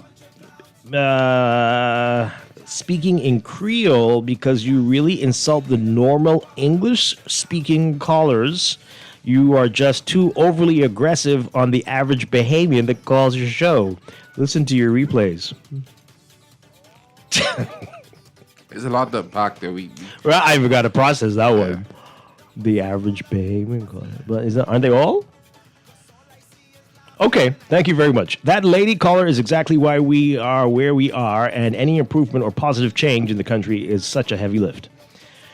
Well, she was on something. I don't know what that was about. But anyway, we've got to take a break. We've got a whole lot to talk about with the Physicians Providers Association. You don't want to miss that when we get back. Stay with us.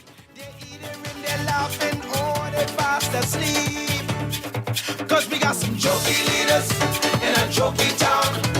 A three-ring circus, what a bunch of clowns. They joking and they jiving, they messing around. We got some jokey leaders, what a bunch of clowns. Struggling to find your financial rhythm? Make that move to Fidelity and let us help you orchestrate your financial goals into perfect harmony with free financial coaching sessions. Make that move today. Call 356-7764. Fidelity, we're good for you.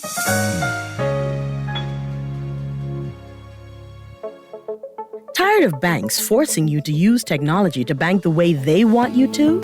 Your convenience is important. So no matter what your banking needs, Commonwealth Bank's friendly staff are always available in branch for that personal one-on-one service. But when you choose technology, our online and mobile banking app offers you state-of-the-art functionality. The choice is yours. Commonwealth Bank. Bank the way you want. In the world of business, technology is not a choice, it's a necessity. And for businesses that demand excellence, there's only one choice for unparalleled support and cutting-edge technology. Custom Computers. You have challenges and we have solutions. Computing, networking, storage, and printing for enterprises large and small, aligned with premium brands like HP, Microsoft, Konica Minolta, and more. Get tech done the right way with Custom Computers. Call the know-how team at 396-1101. At Star General, you can go gold. Comprehensive car insurance covers loss or damage from accidents, fire, theft, and third-party liability. But the Gold package gives you increased coverage for rental car and windscreen, personal accident, medical benefits, deductible waiver, and 24-hour roadside assistance where available. Our Star General Gold package also gives you up to $2,500 for accidental damage to a rental car anywhere in the Bahamas. Go gold with Star General. Insurance made simple. Oh, yeah. All right. My beautiful islands. I tell you, if the good Lord never goes on holiday, tell me why he made the Bahamas. If the good Lord never used to come this way, tell me why he made these islands. All the sun, all the keys, all the skies, all the breeze, all the creeks, all the hills, all the sand, all the trees. So tell me why. Tell me why he made these islands. Yes. Tell me if his angels never liked a sunny day. Tell me why we have no winter. If those angels never came down here to play, tell me why there's 12 months of summer. All the sun, all the keys, all the skies, all the breeze, all the creeks, all the hills, all the sand, all the trees. So tell me why. Tell me why he made these islands. Tell me. If the good Lord never liked these islands best, tell We are back with Morning Blend on Guardian Radio 96.9. Dwight Strachan along with Ricardo Well. And start this conversation now and take this into Morning Blend business. But we are very happy to have with us, they call themselves for now the Physicians Providers Association. I guess that could work. They'll explain what that's all about. Dr. Denother Archer Cartwright is with us along with Dr. Ian Kelly. Good morning. Great to have you with us. Good morning, Dwight. Thank you for having us. All right, so set it up for us so people understand who you are in this scenario and what you're hoping to achieve. All right. Good morning, Bahamas. I'm Dr. Archer. We are physician providers in the NHI system. So we are the doctors that people sign up with to be seen. The provider word also entrenches a sense of the grouping too that signs up with NHI. So like for many of us, we own the company or we own the clinic as well. So that you're considered the provider overall. And then you have physicians who are providing the care under that structure. Right. Okay? So we are the persons that actually, we're the engine. We're the reason people come into the system and sign up because they want to see a physician. They're interested in primary care, which is the focus of NHI, right. Which means that you do your preventative health visits, annuals, and if you have chronic disease and you need follow-up, you'll be able to see a doctor consistently, right? The whole thought of NHI was to provide access, so to decentralize out of the public healthcare system and give access to people to high-quality healthcare in the private care system. All right. So they came to the doctors. They wanted this. They wanted Bahamians to have this access. Over the years, so from 2016, the program has been enacted. And I would say for the first part, there was a lot of consultation. There was a lot of conversation with the doctors in order to make this happen. Doctors from all walks of life, different groups, whether they be from PHA, other places. So we were in there. A lot of us joined up. We made it successful. There's over 150,000 persons that have joined. And how many doctors? About 140,000, although we know that there have been 140 doctors. Although we know that slowly behind the scenes, some people have been leaving the program. Right. All right. So we're not completely sure of that number today. But that was the last number that's recorded. Within the last few years, we started to have some issues. It was going pretty well. People were coming in. They were loving the service. It grew. We had a pretty good relationship with the NHI. But over the last few years, there seemed to have been some kind of shift. And, we as individual groups, because we have separate contracts, we were, complaining, pointing things out, hoping things would be better, giving suggestions, those types of things. But over the last maybe 2 years, we've seen also that they became quite inconsistent with even paying us. We worked with them. We know that nothing is perfect and that sometimes the government would have hiccups. But we were able to work through that. But the communication with that seemed to have gone down with everything else. So we all got together because we didn't think our voices were being heard. There are physicians that are on the board.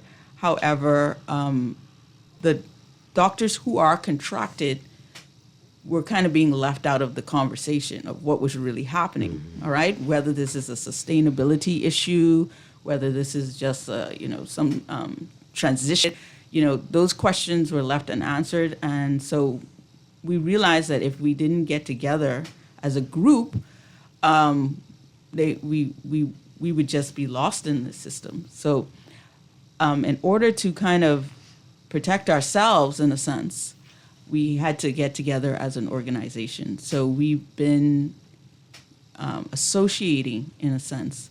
And so we tried to register our organization to, do it legally so that we can be recognized, so that we can be at the table, so we can have an idea of what's going on with our own futures, because we're quite invested in the program. People have put resources in there, our own clinics, our time, and just the love of treating the patients, So why wouldn't the organization want to speak directly to those physicians?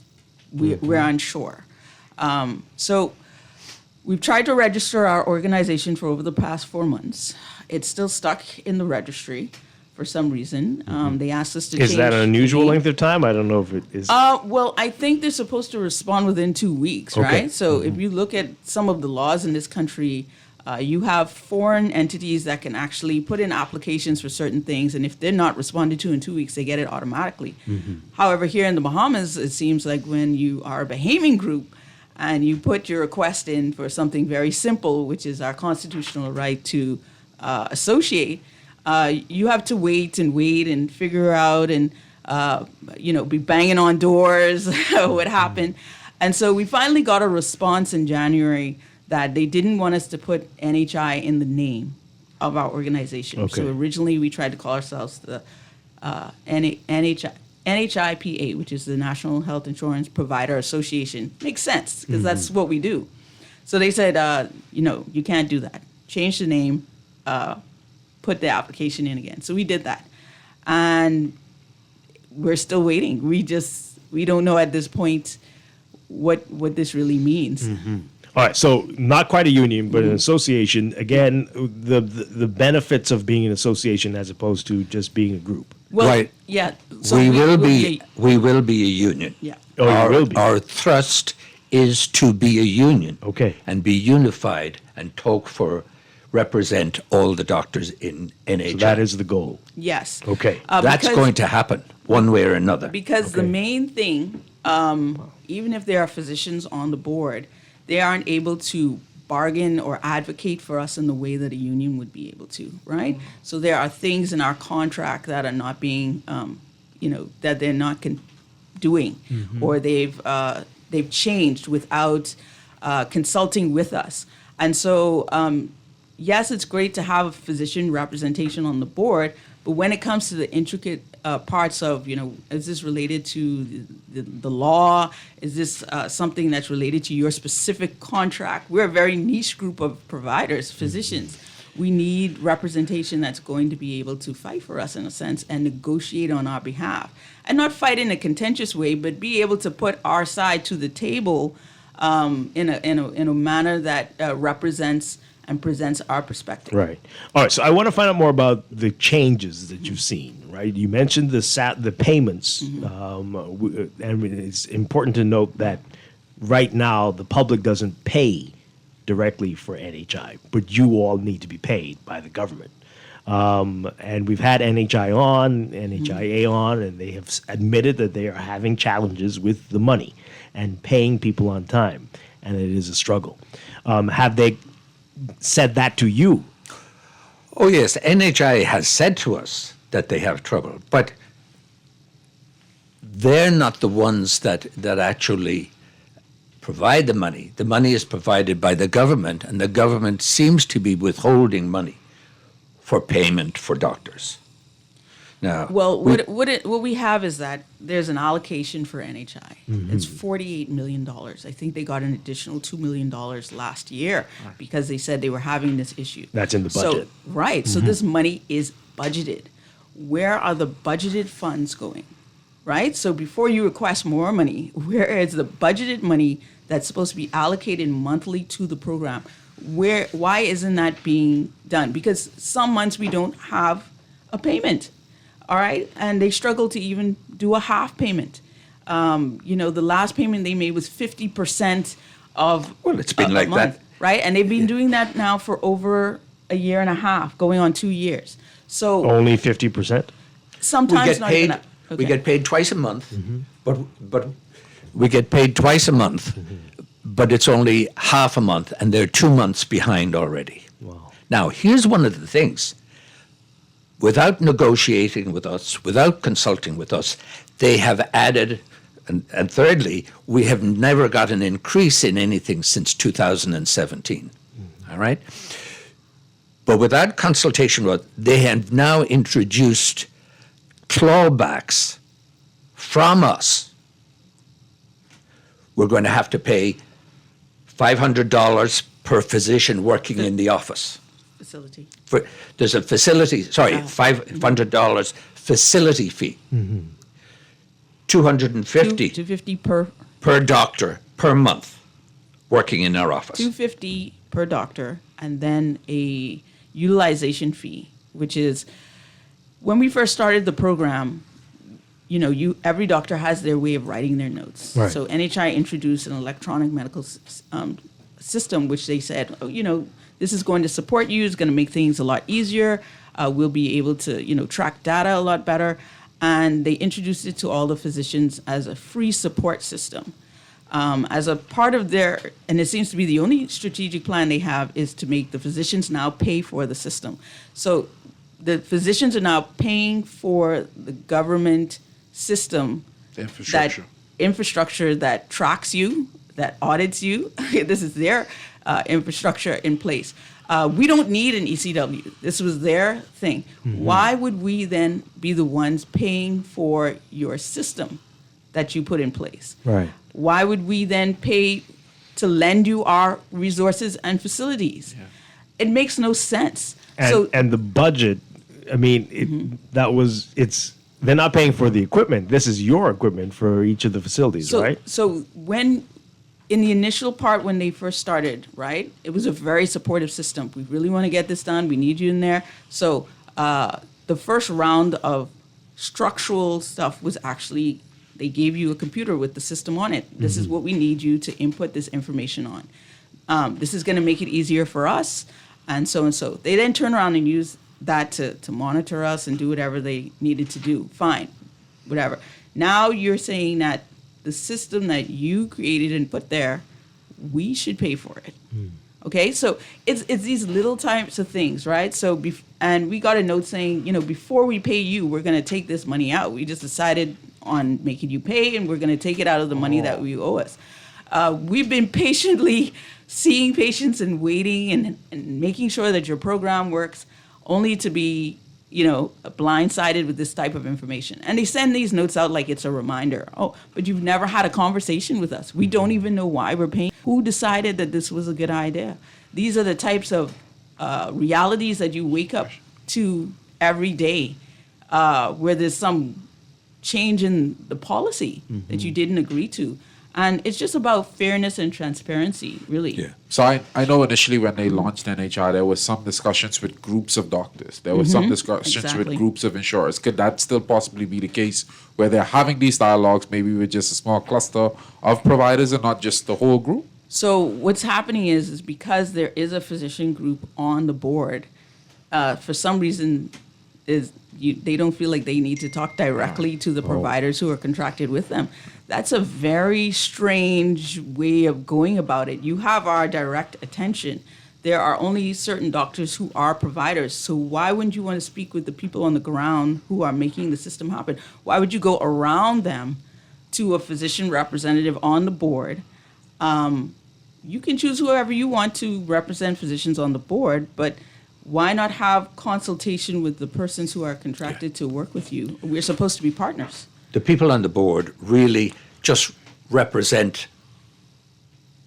doctors, but they have no input into any of the issues that we're talking about. All right? So a board is made up of, there's an orthodontist, and there are some senior physicians, and there are representative from one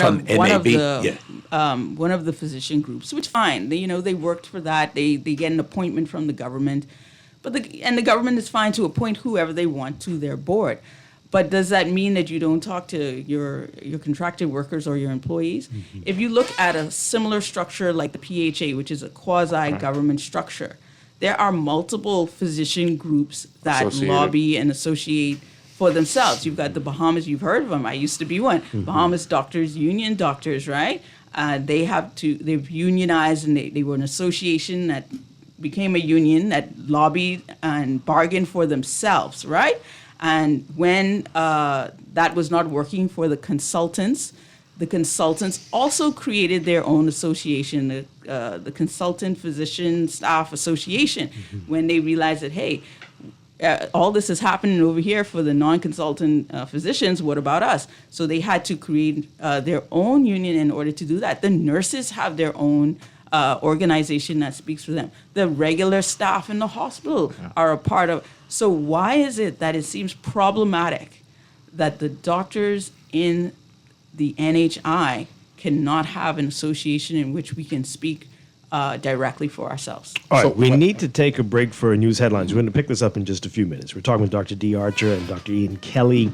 A lot of questions, and we want to find out about how you've had to change what you offer, if that's possible, if that's happening. We want to find out more about that as well. This is Morning Blend. We're going to take this into business right after news headlines here on Guardian Radio 96.9.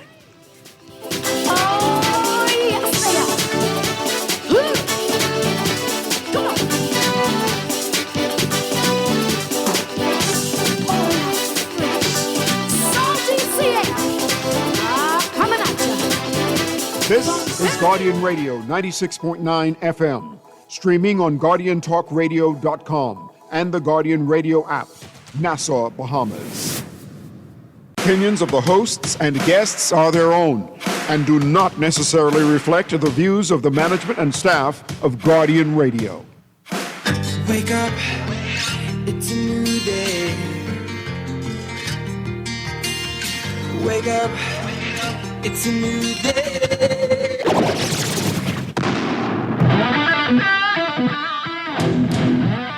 Good morning and welcome to Morning Blend Business on this Thursday, March 12th, 2026. Welcome back to our Morning Blend listeners. Once again, I'm Dwight Strachan along with Ricardo Wells. We are having a discussion with the Physicians Providers Association. That's what they're known for now. Dr. D. Archer and Dr. Ian Kelly, having a great discussion with them. Quite eye-opening. Okay, so you're not getting paid on time, and NHI admits that they are having problems with this. We know the public is not paying for this service. But how is this affecting how you do business? Not getting paid in full and 2, maybe 3 months behind? Have you had to scale back on what you offer? So there is kind of a carve-out of what NHI we provide. However, I think the physicians over the years were very liberal in going above and beyond providing those basic services, and even providing additional services for their patients, and kind of giving them discounts lower on anything else that they would need. Because of the financial strain, sadly, not everybody can do that anymore. Yeah. All right. So it's we becoming. got this notice from one of the providers saying that they are informing the public that they will no longer offer lab services under the NHI program. Yes. So what would this mean for somebody who is an NHI client of a facility like this? So there's two types of providers: physician providers and lab providers. Okay. Right. So, but we have been approached by the labs as well about them having a similar issue. Because there is no organization that represents us as providers, everyone has been dealing with this in their own little silos. So what you'll find is that both physician providers and laboratory providers are slowly either pulling back from the program or dropping out of the program. So in the case of this particular lab provider, they realize that they may be even incurring a loss because they haven't been paid for over 3 months. And so they cannot provide those services anymore. So they have made the decision that they simply aren't going to do it anymore. Mm-hmm. And so you have some of that going on. You have a lot of us who have been trying to work with the NHI in order to keep it going until they can sort everything out. But as I mentioned, Dwight, where is the money that's allocated for the program? Mm-hmm. It's not like they have to go and look for so much additional funds. The funds are budgeted. And they receive an additional $2 million was announced last year to be added to the program to help solve this problem. Mm-hmm. So we have to first figure out what's happening there. So if the money is budgeted, this is a program that you already said you've paid for. Mm-hmm. And you say there's doctors a disconnect. Have dropped There's out. a disconnect. Yeah. So doctors have dropped out quietly. Laboratories have dropped out quietly. But they're still expanding the program. This is the thing that we don't understand.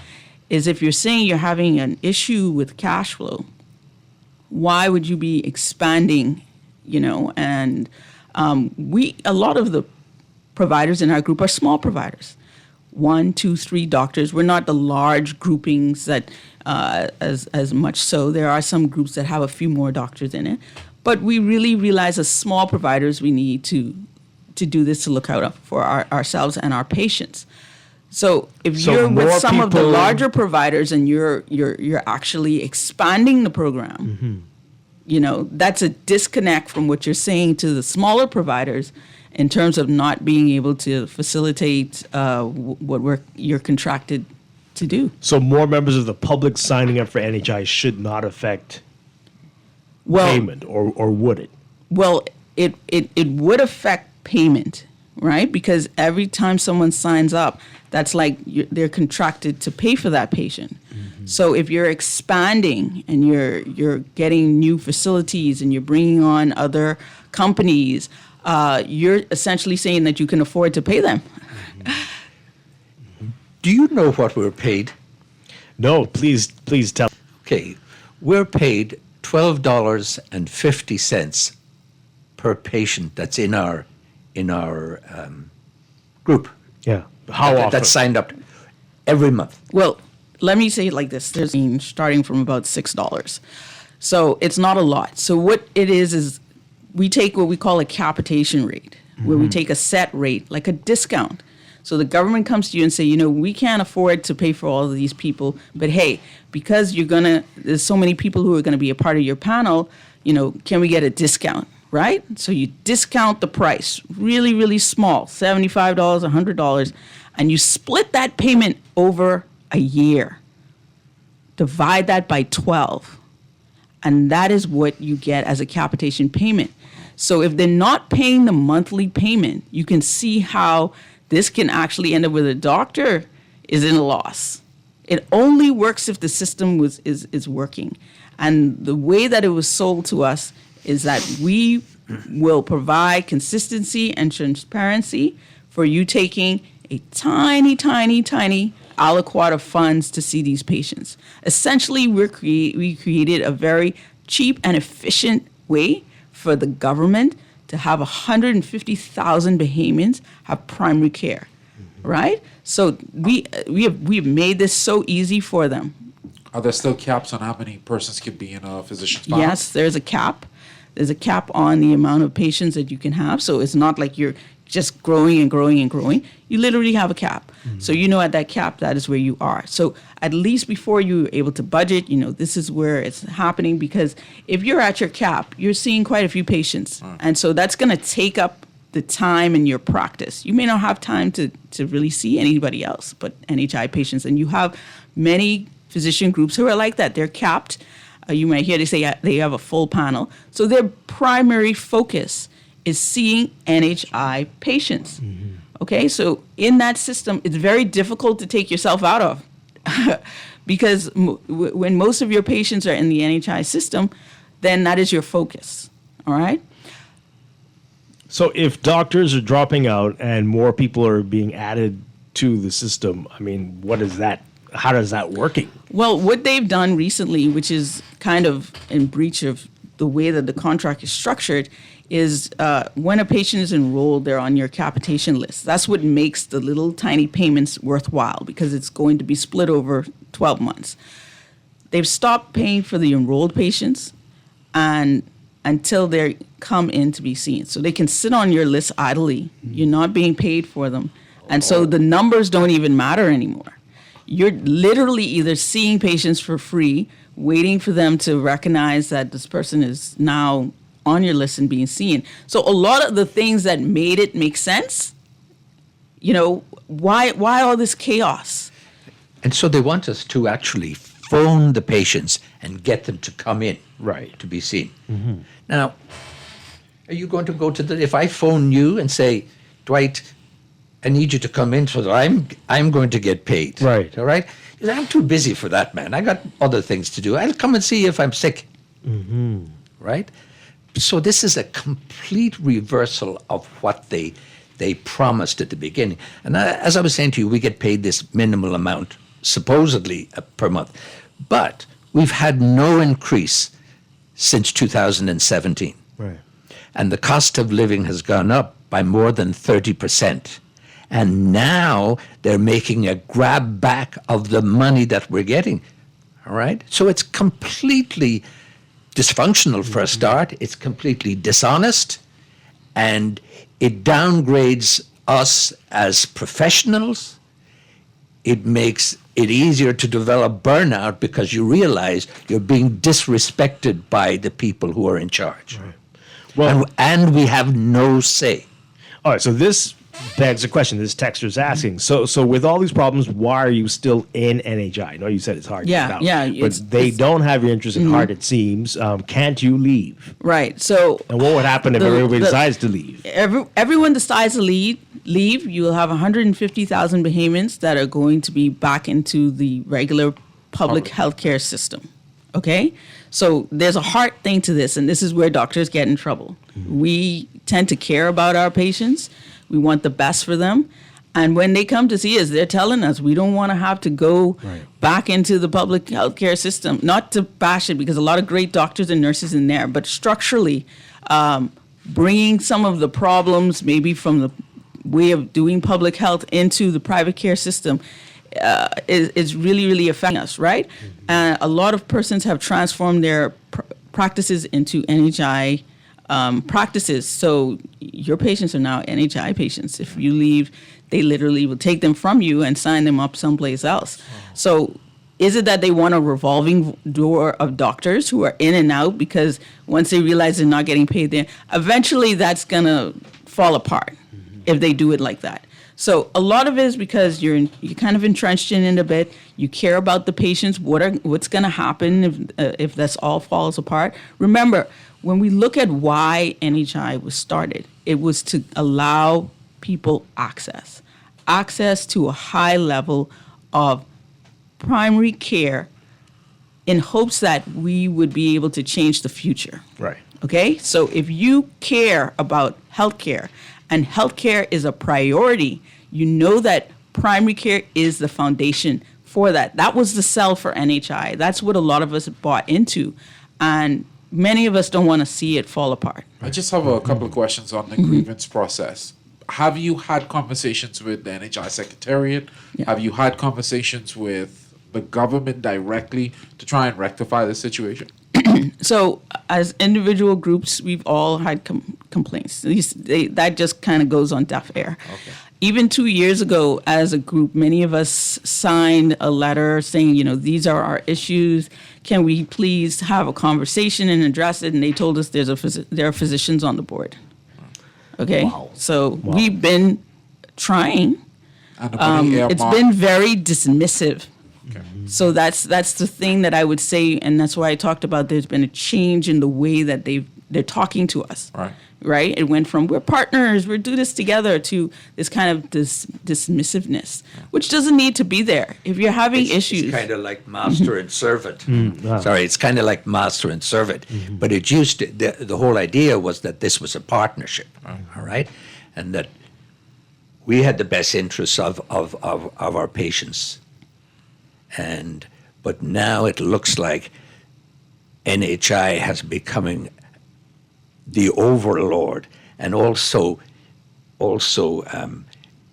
demanding certain things from us, and they've almost become a regulatory authority, right? Which is totally they have no standing in that. Well, this is the issue with them not being focused on what it's supposed to be, patient care, right? So you want to be in regulation, you want to take over the drug program, you want to, why not just focus? You're supposed to be an insurer. Right? That's what it's all about. So why not just focus on that? Why are you micromanaging the doctors who were doing a good job before you came along? Let's talk about that. The drug program, it's moved from NIB to NHI, or moving is a transition. What impact is that having? Is that to many of us seem like a good thing, but is it a problem? Well, were there any issues with the drug program as is? Well, I mean, I'm sure.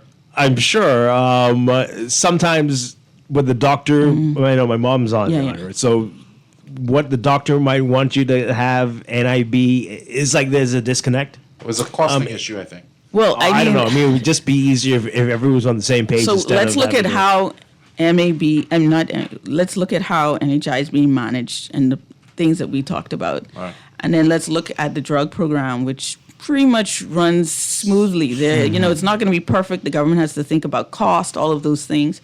And so there's a give and take. You may not get the brand of drug that you want, but in a sense, you're getting pretty much free medication. In a sense, well, we all pay for all of this stuff, right? Both NHI, we're already paying for it, but it's pretty. That access is there. It's working okay. Why would you shift that now to an insurer, or to deal with that?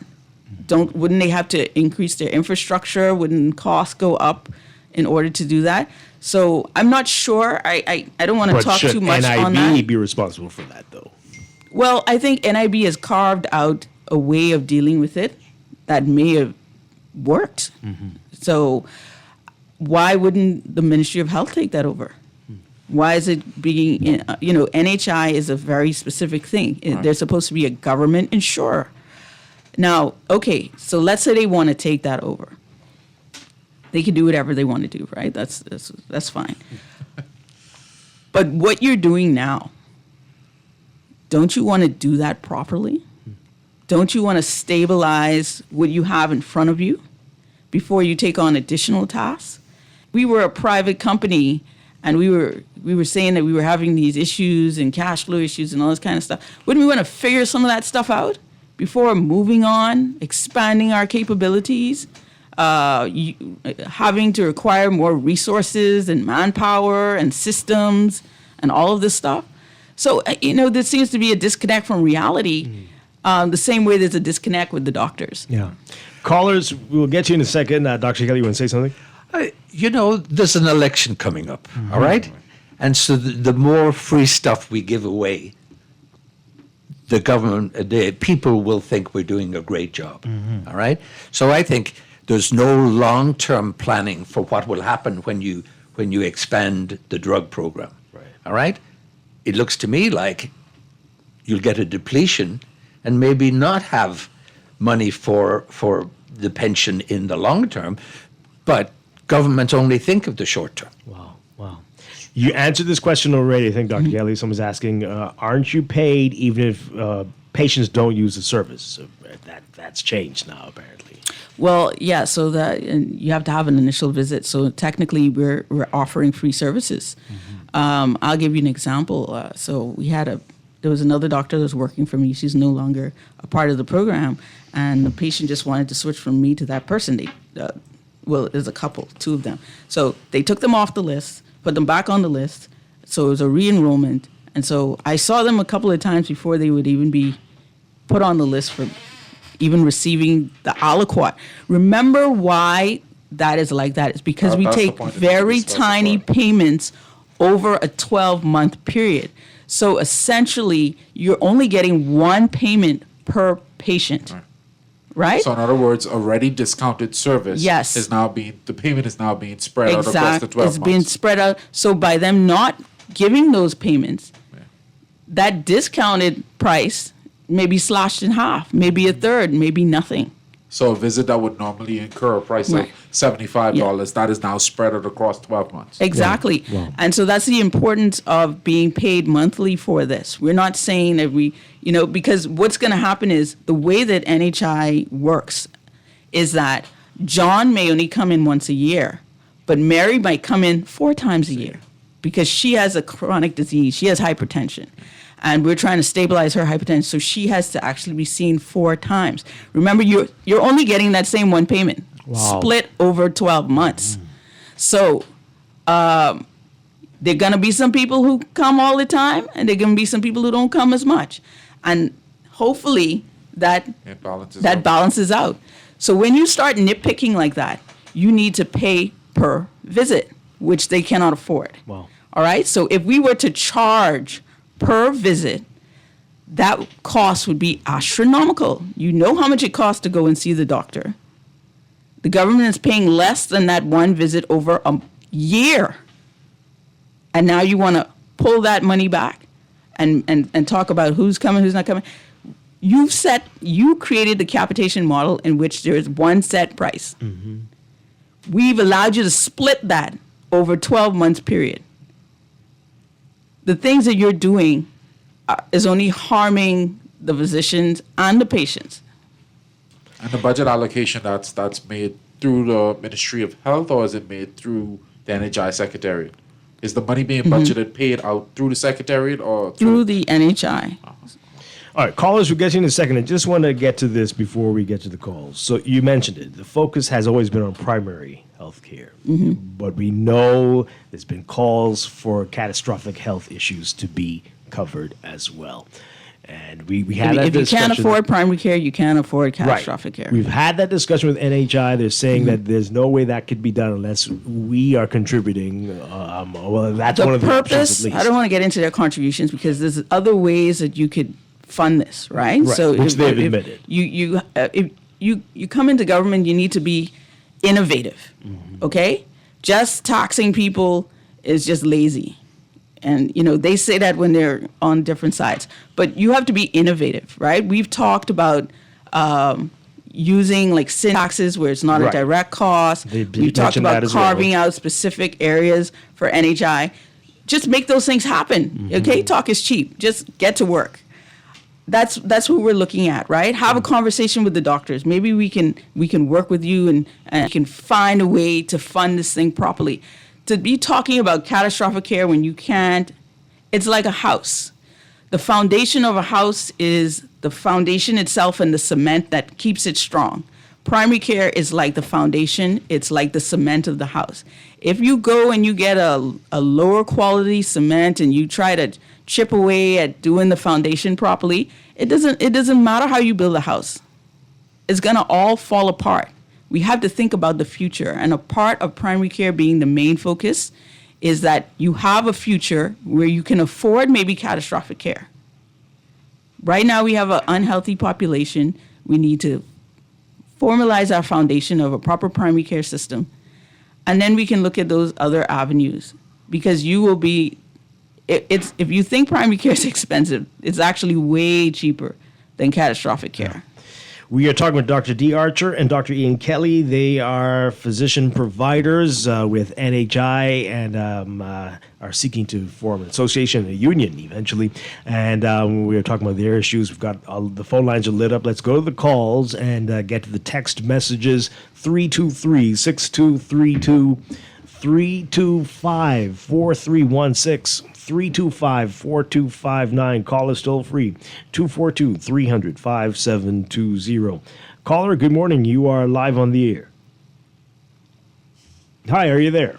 Yes, I'm here. Can you hear me? Yes, we can. Okay. That sounded like Dr. Archer used to have the talk show and we miss her voice off the radio. Okay. Same person? Yes, it is. Okay, good morning, doctors, the gentleman and the lady, Dr. Miss Archer.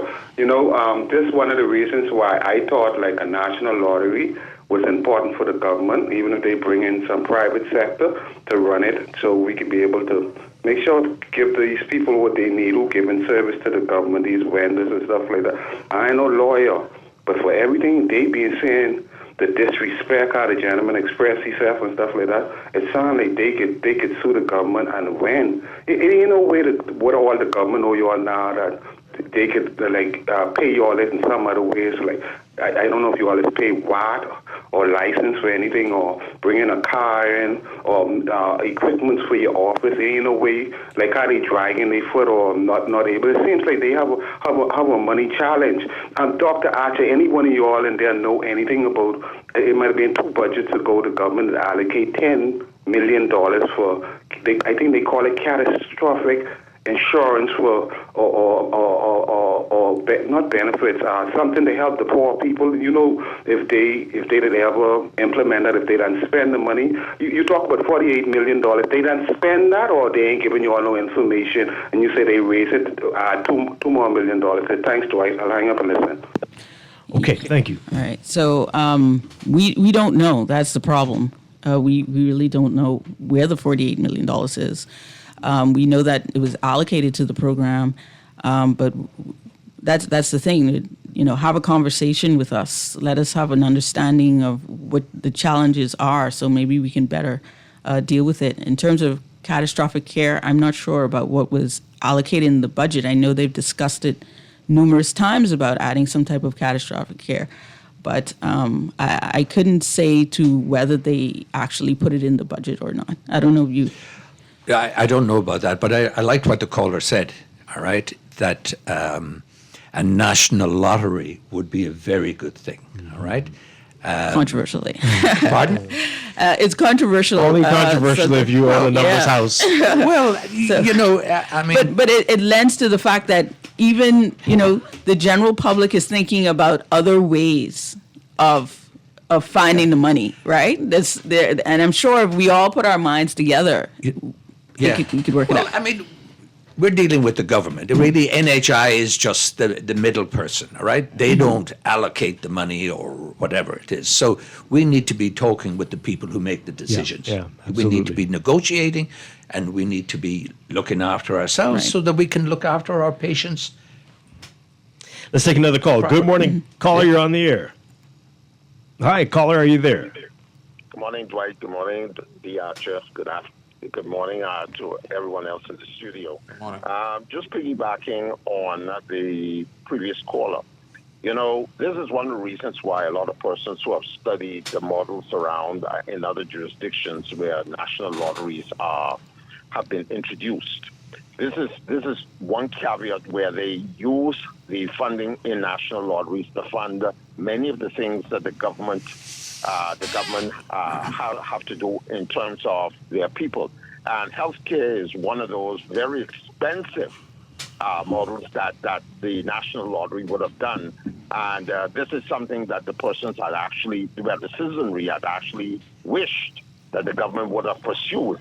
Not really. As we get older, Not really. As we get older, it means that, that to get the health care necessary to keep us healthy, is going to be very expensive.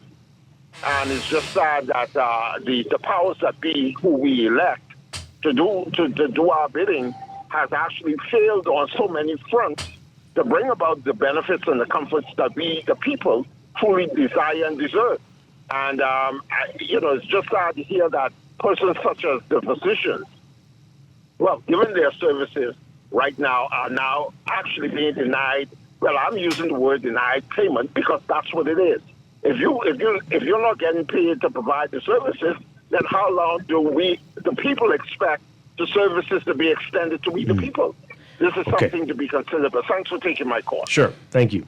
All right, we got a similar text here. This person says, I went to get to a visit, but was told I couldn't get an appointment because of the payment delays. Why are physicians withholding appointments from patients? I don't know specifically what's going on with that. So that might be a very specific problem. It may be that physician has cut down on the hours that they've given to the NHI. That it may be that that physician is transitioning out of the NHI. So these are the little problems that are happening maybe behind the scenes. There's no specific reason that I would know of, but that may be specific to their doctor, all right?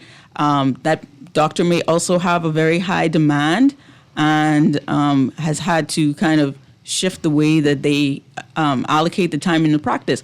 Like I've said, we've gone beyond, sometimes even working in hours that aren't allocated to NHI just so that people are seen and they have the appropriate care. Now that becomes problematic when you simply have to maybe take that time to do something else. So I'm sure they're still having their patients seen adequately and properly, but maybe they might be an appointment-only facility and they were taking people as walk-ins and now they can't afford to take people as walk-ins. This is what happens when you start to strangle the provider, know? Wow. So I'm not sure. That may not even be related to what's happening. Mm-hmm. You don't know. There's different scenes, but, All right, let's take another call. We've got a whole lot of interesting text messages here. But caller, good morning. You're live on the air. Good morning, folks. How are you? Two things I really wanted to bring real quickly to attention. One, is there any template that in the Caribbean that a similar program is being operated successfully? And if so, can we take some advice from their page? And then third, whether we believe it or not, and it's hard to say it, that in some way in this country, we're going to, the citizens of this country is going to have to recognize that there's going to have to be some form of taxation to cover these things. Money don't just come out of the sky. And whether we want to get into that or believe it, That is the fundamental way forward. We cannot continually kick the can down the road and think that taxation in some form is not going to happen. It has to happen. It's a real discussion that we need to have with the Bahamian people to offset some of these things. Because we can't continue to believe that everything in the world is going to come free. You have to pay somewhere. And I think we need to take, that's the greater conversation we need to have with the Bahamian people. The real con. And I know a lot of politicians will probably disagree with me on that, but they need to get real. I'm sure they agree with you, but the timing is the issue. The timing is the issue. As Dr. Kelly mentioned, an election is weeks away. There's never going to be a good time to have that conversation. Well, definitely not before the election. But the thing is, nothing is free. You're already paying for it, right? Free. So you're taxed. You're taxed already. We're taxed. We have to pay taxes to have our businesses open, our clinics open. Yeah. You're taxed every single day. The question is priority, and where is the current money going? Okay, this $48 million already allocated. Why every month you can't even half of what you owe? So that's a problem in management. I worked in the government. Okay. I worked in the government system and various different treasury pay office, and I could tell you where normally it goes. It normally will go to to assist in other areas within the ministry, even though it may have been put on the books. It may be allocated to other issues that may. So do you see that as more so of a problem? You allocate funds to a project that's important. If it's priority, you would ensure that those funds were used correctly. If you're taking the money to do things that may not be as important to the Bahamian people, then that's not a problem of needing more money. That's not being able to budget correctly, and that's siphoning off of what's important to Bahamians. You cannot promise me that you're going to allocate $48 million here and then say, well, we use the money for something else. Okay. That is a bigger problem to me. Yeah. All right. So before you ask for more money, because I'm not an advocate for increased taxes without you telling me what you're doing with what you have now.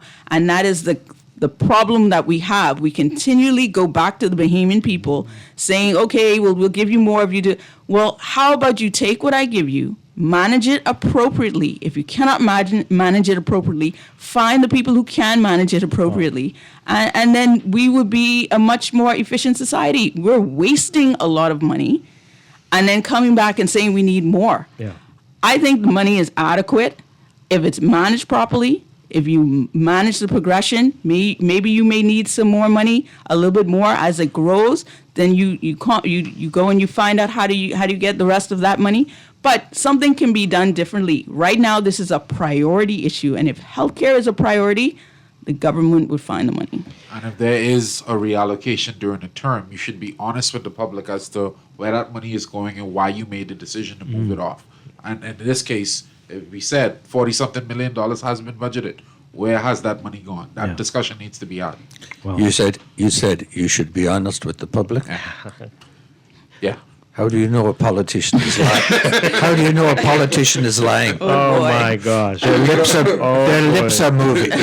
Wow. This texter, I don't know if this texter understands the situation, but here's a text. Why can't doctors simply come together and lower the costs and move forward without relying on the government?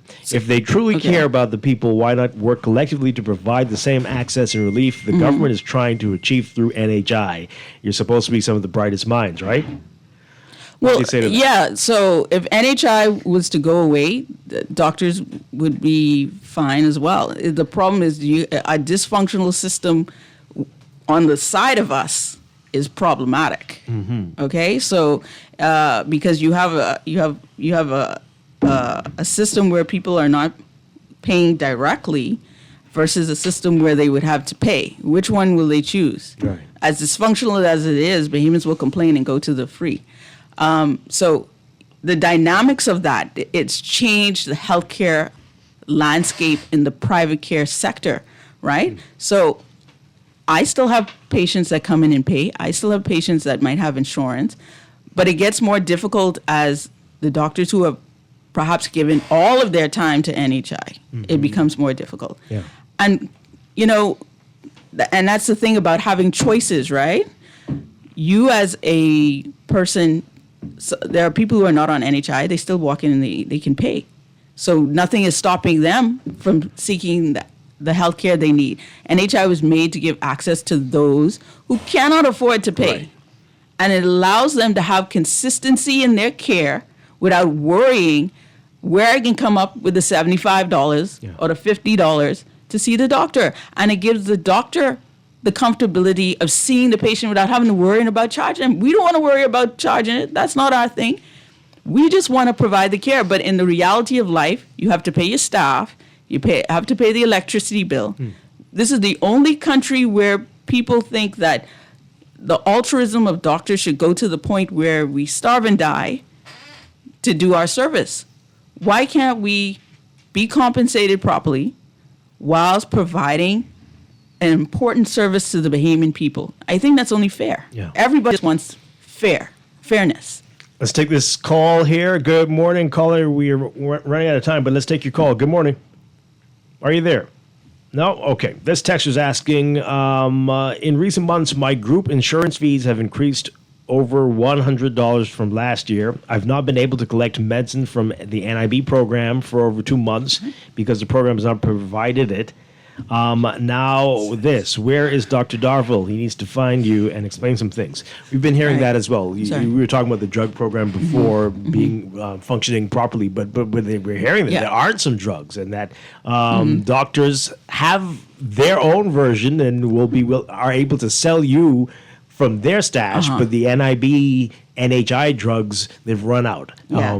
So I think we've got lots of issues. With every government programs, there are going to be some limitations, right? So it's kind of difficult. You have to make sure that you have everything in place all the time. When I say it's run properly, is that system has been consistent for quite some time. They may not always be perfect, but they've been one of the more consistent programs that have been run. I think, it's a shame that you have a small group of people that kind of make all the decisions and take all the actions. I think what made NHI a success in the beginning was because the level of consultation, bringing in physicians from all across the Bahamas, from different areas and different arenas, and primary care specialists. I was involved in multiple ways, right? Both from being a part of the union at the time, also a representative for the family medicine department at the time. So we were able to come in there and kind of carve that out so that it initially worked very well. What you have in a lot of these initiatives is that after it kind of working a little bit, they stop talking to the people who make the system work. They stop talking to the doctors who say, well, maybe we need this and that. They narrow it down to maybe one person, one appointed person, somebody's cousin, whoever it is.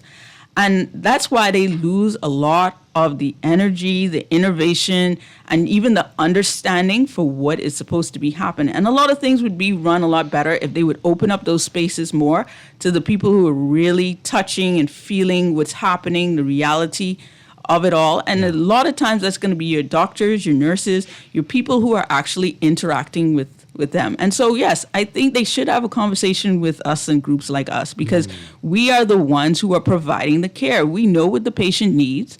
We know what a doctor needs to survive in this. We know the resources that are required. And maybe you will have a better understanding if you stop closing the door on us and start making these things a more open door policy where you can get the information you need. Things are built from top down or top up or somewhere in between. But having a different perspectives always makes something better. Yeah. Let's take one final call on this, and then we've got one final text. Caller, good morning. You're live. How you doing, Dwight? Hi, good morning. Hello to your guest. Hello. Dwight, what I don't understand is this Prime Minister, the leader of our country, says he wants to do another term. But him and Dr. Darville have failed when it comes to health care. We know that the health of the nation is the wealth of the nation. People are dying. I watched somebody die at the hospital, in front of the hospital. They didn't get a wheelchair in time. He was probably on his way out, but they didn't get a doctor or a wheelchair in time. These crises, Dr. Darville has never spoken about. And why is it that Brave Davis would run such a lousy MP and a lousy Minister of Health again when he's failed this time? Well, this is sounding like a political address or speech here, but we do have issues. We have many issues, and they need to be addressed. All right, so this person's asking, so what can we do? What can the public do, and what's next for you? What are you going to do? So our first cry is to the registrar's office that, just do your job. Please just register the organization so that we can do what we need to do legally. To the Bahamian people, be supportive of your NHI doctors, because sometimes, you don't know what's happening behind the scenes or the struggles that they too may be going through. And I would implore you to write to your MP, write to the minister, and even write to NHI and tell them, you're invested in the program, you want the program to continue, and you're supportive of the physicians. And I think because, they need to touch and feel almost in a sense that other people are interested before they even care, right? If they feel like the public doesn't care about their health and they feel like that's something that doesn't need to be a priority, we have to reintroduce health as a priority. It cannot just be a slogan.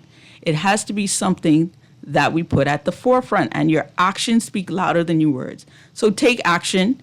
You are a citizen. You hold a lot of power. Okay, if you want something, if you want a better healthcare system, if you want to eventually have a hospital that's great, if you want to be able to access primary care without any restraints, then you have to advocate for that, just like how we're advocating for it. So join the fight in a sense, put your word in there, agitate whoever you can agitate, whether it be your minister, the minister of health, the prime minister, if you have access to him, and even the NHI. So they understand that this is not just numbers and figures on a piece of paper, but there are people behind this. There's the future of the country behind this, and that you as a citizen are concerned and you are involved. Anything, Dr. Kelly? I just want to say, and you brought up some stuff about how unhealthy our population is, all right? And so that really, we can't, as primary care providers, we can treat people who are already sick. But an understanding of health and health care is that people take responsibility, all right? Now, the government would have a huge part in that because preventive care really is where, so we need to be educating, not we doctors, because it's very difficult on a one-on-one. We do it, but to get the messages out there about what health is, how we can preserve our health, how we can maintain health in the long term, and have a long and healthy life. Yeah. Doctors just treat disease mainly. Well, I'm a preventivist. So as a family medicine doctor, my main goal is to actually keep you, and this is what I would like to be able to spend all my time doing, keeping people out of the hospital and keeping people off of medication. Yeah. All right. I spend a lot of time doing that, and that's why I think I have a passion for NHI, because that's where I saw it as a vehicle to ensure that the future generations are not struggling with the problems that we have today. Right. We have to start now, or we're not going to be able to have that change in 5 or 10 years, right? I'm seeing obesity in children. I'm seeing obesity in teenagers. I'm seeing early chronic disease problems. And I have the opportunity to sometimes sit in front of someone who may have never come to the doctor before and tell them, hey, you have these risk factors. You need to make these changes. Let's guide you through a difference in your lifestyle so that you don't have to be like your mother or your father and die from a heart attack or stroke, that you can live beyond 60 or 65 and live a ripe old age. My grandmother lived to be 100. Wow. Okay? She never drank. She never smoked. She walked everywhere. And only died because she actually fell. She was in her right mind, had all her good senses, the best handwriting and memory that I've ever seen. So the possibility of a long and fruitful life where you can live healthy is a possibility for Bahamians. It doesn't have to be a dream. And we have an opportunity to carve that out right now, or we can let that slip as everything else that happens in this country. We have to focus on these things. Yeah. Well said, Dr. D. Archer, Dr. Ian Kelly. I know you will keep us posted on developments, and we hope it doesn't have to come to a point where you have to make a decision that you can't continue. Yeah, and we don't want to get there at all, Dwight. And in terms of what we want to do, we want to be able to continue to see our patients the consistent care that they've gotten for years. All right? And so I will tell you that we won't do anything unless we have to. Okay? We're going to do our best to make it work, but there are limits to everything. Yeah, absolutely. Good luck. Again, keep us posted. Dr. D. Archer and Dr. Ian Kelly. Appreciate it. Thank you. We're going to take a break, and then we have to do a quick wrap-up. This is Morning Blend Business on a Thursday morning here on Guardian Radio 96.9. Stay with us.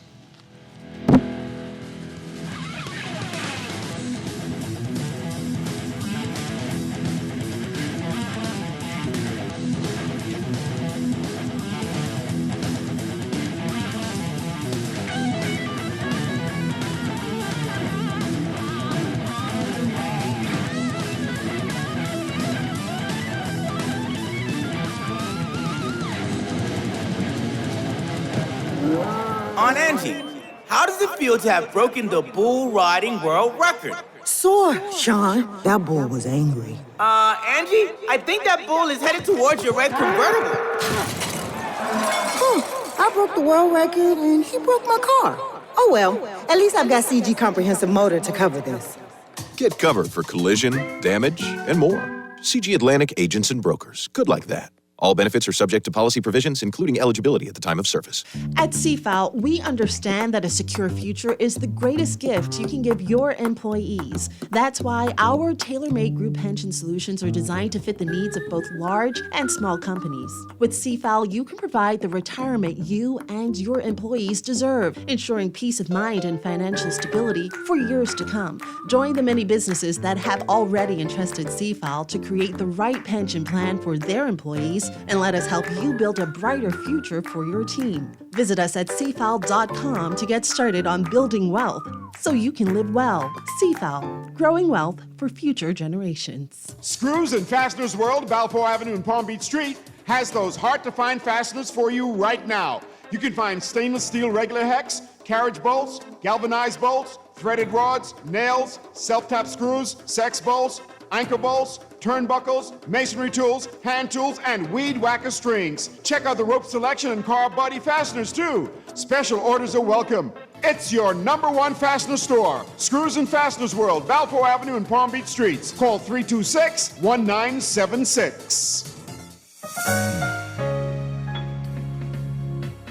Put more money back in your pocket with the Fidelity Debt Consolidation Loan. Why pay more when you can pay less? Reduce your monthly debt payments down to one low, easy payment. Apply for a Fidelity Debt Consolidation Loan today. Call 356-7764. Fidelity, we're good for you.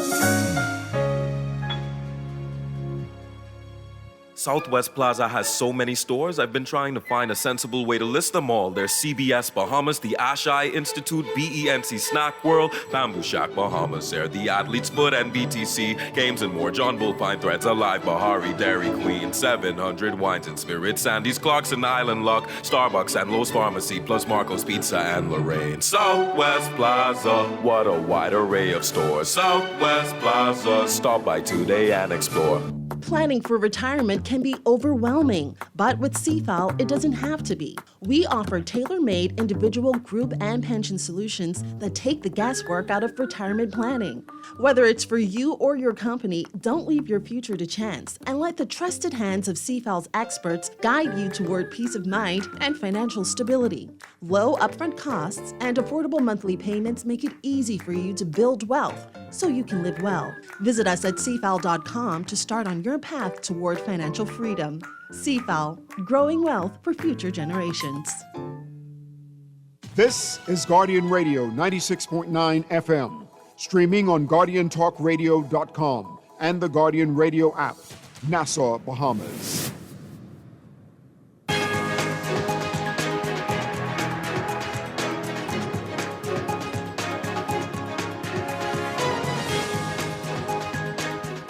It is time for your morning business report, brought to you by CFAL.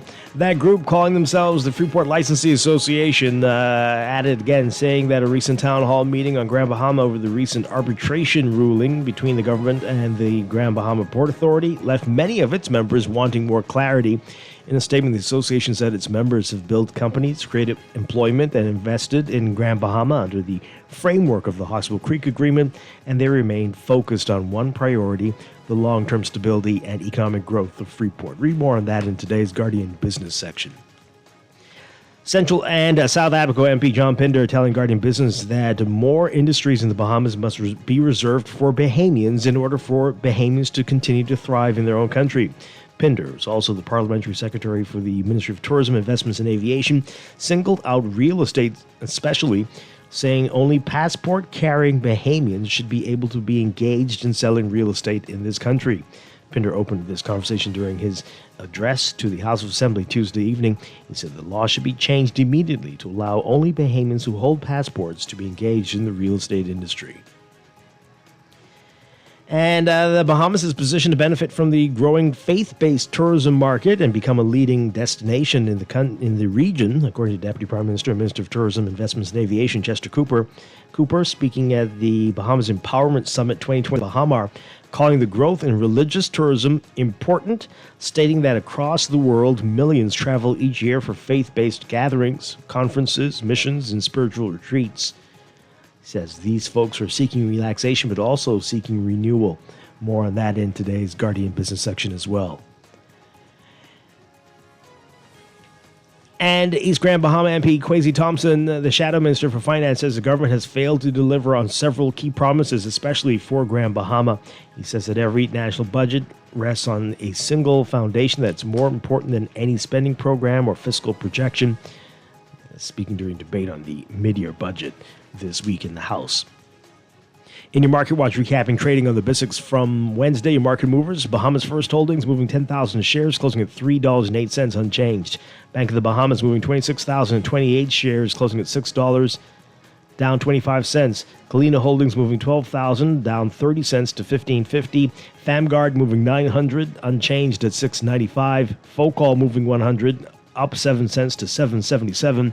Consolidated Water down 1 cent, closing at $6.88. Emira Incorporated moving 91 shares, closing at $12.86 unchanged. The BISX All-Share Index closing at 3,212.54, down 0.49. That's your Market Watch, and that is your Morning Business Report, brought to you by CFAL, growing wealth for future generations.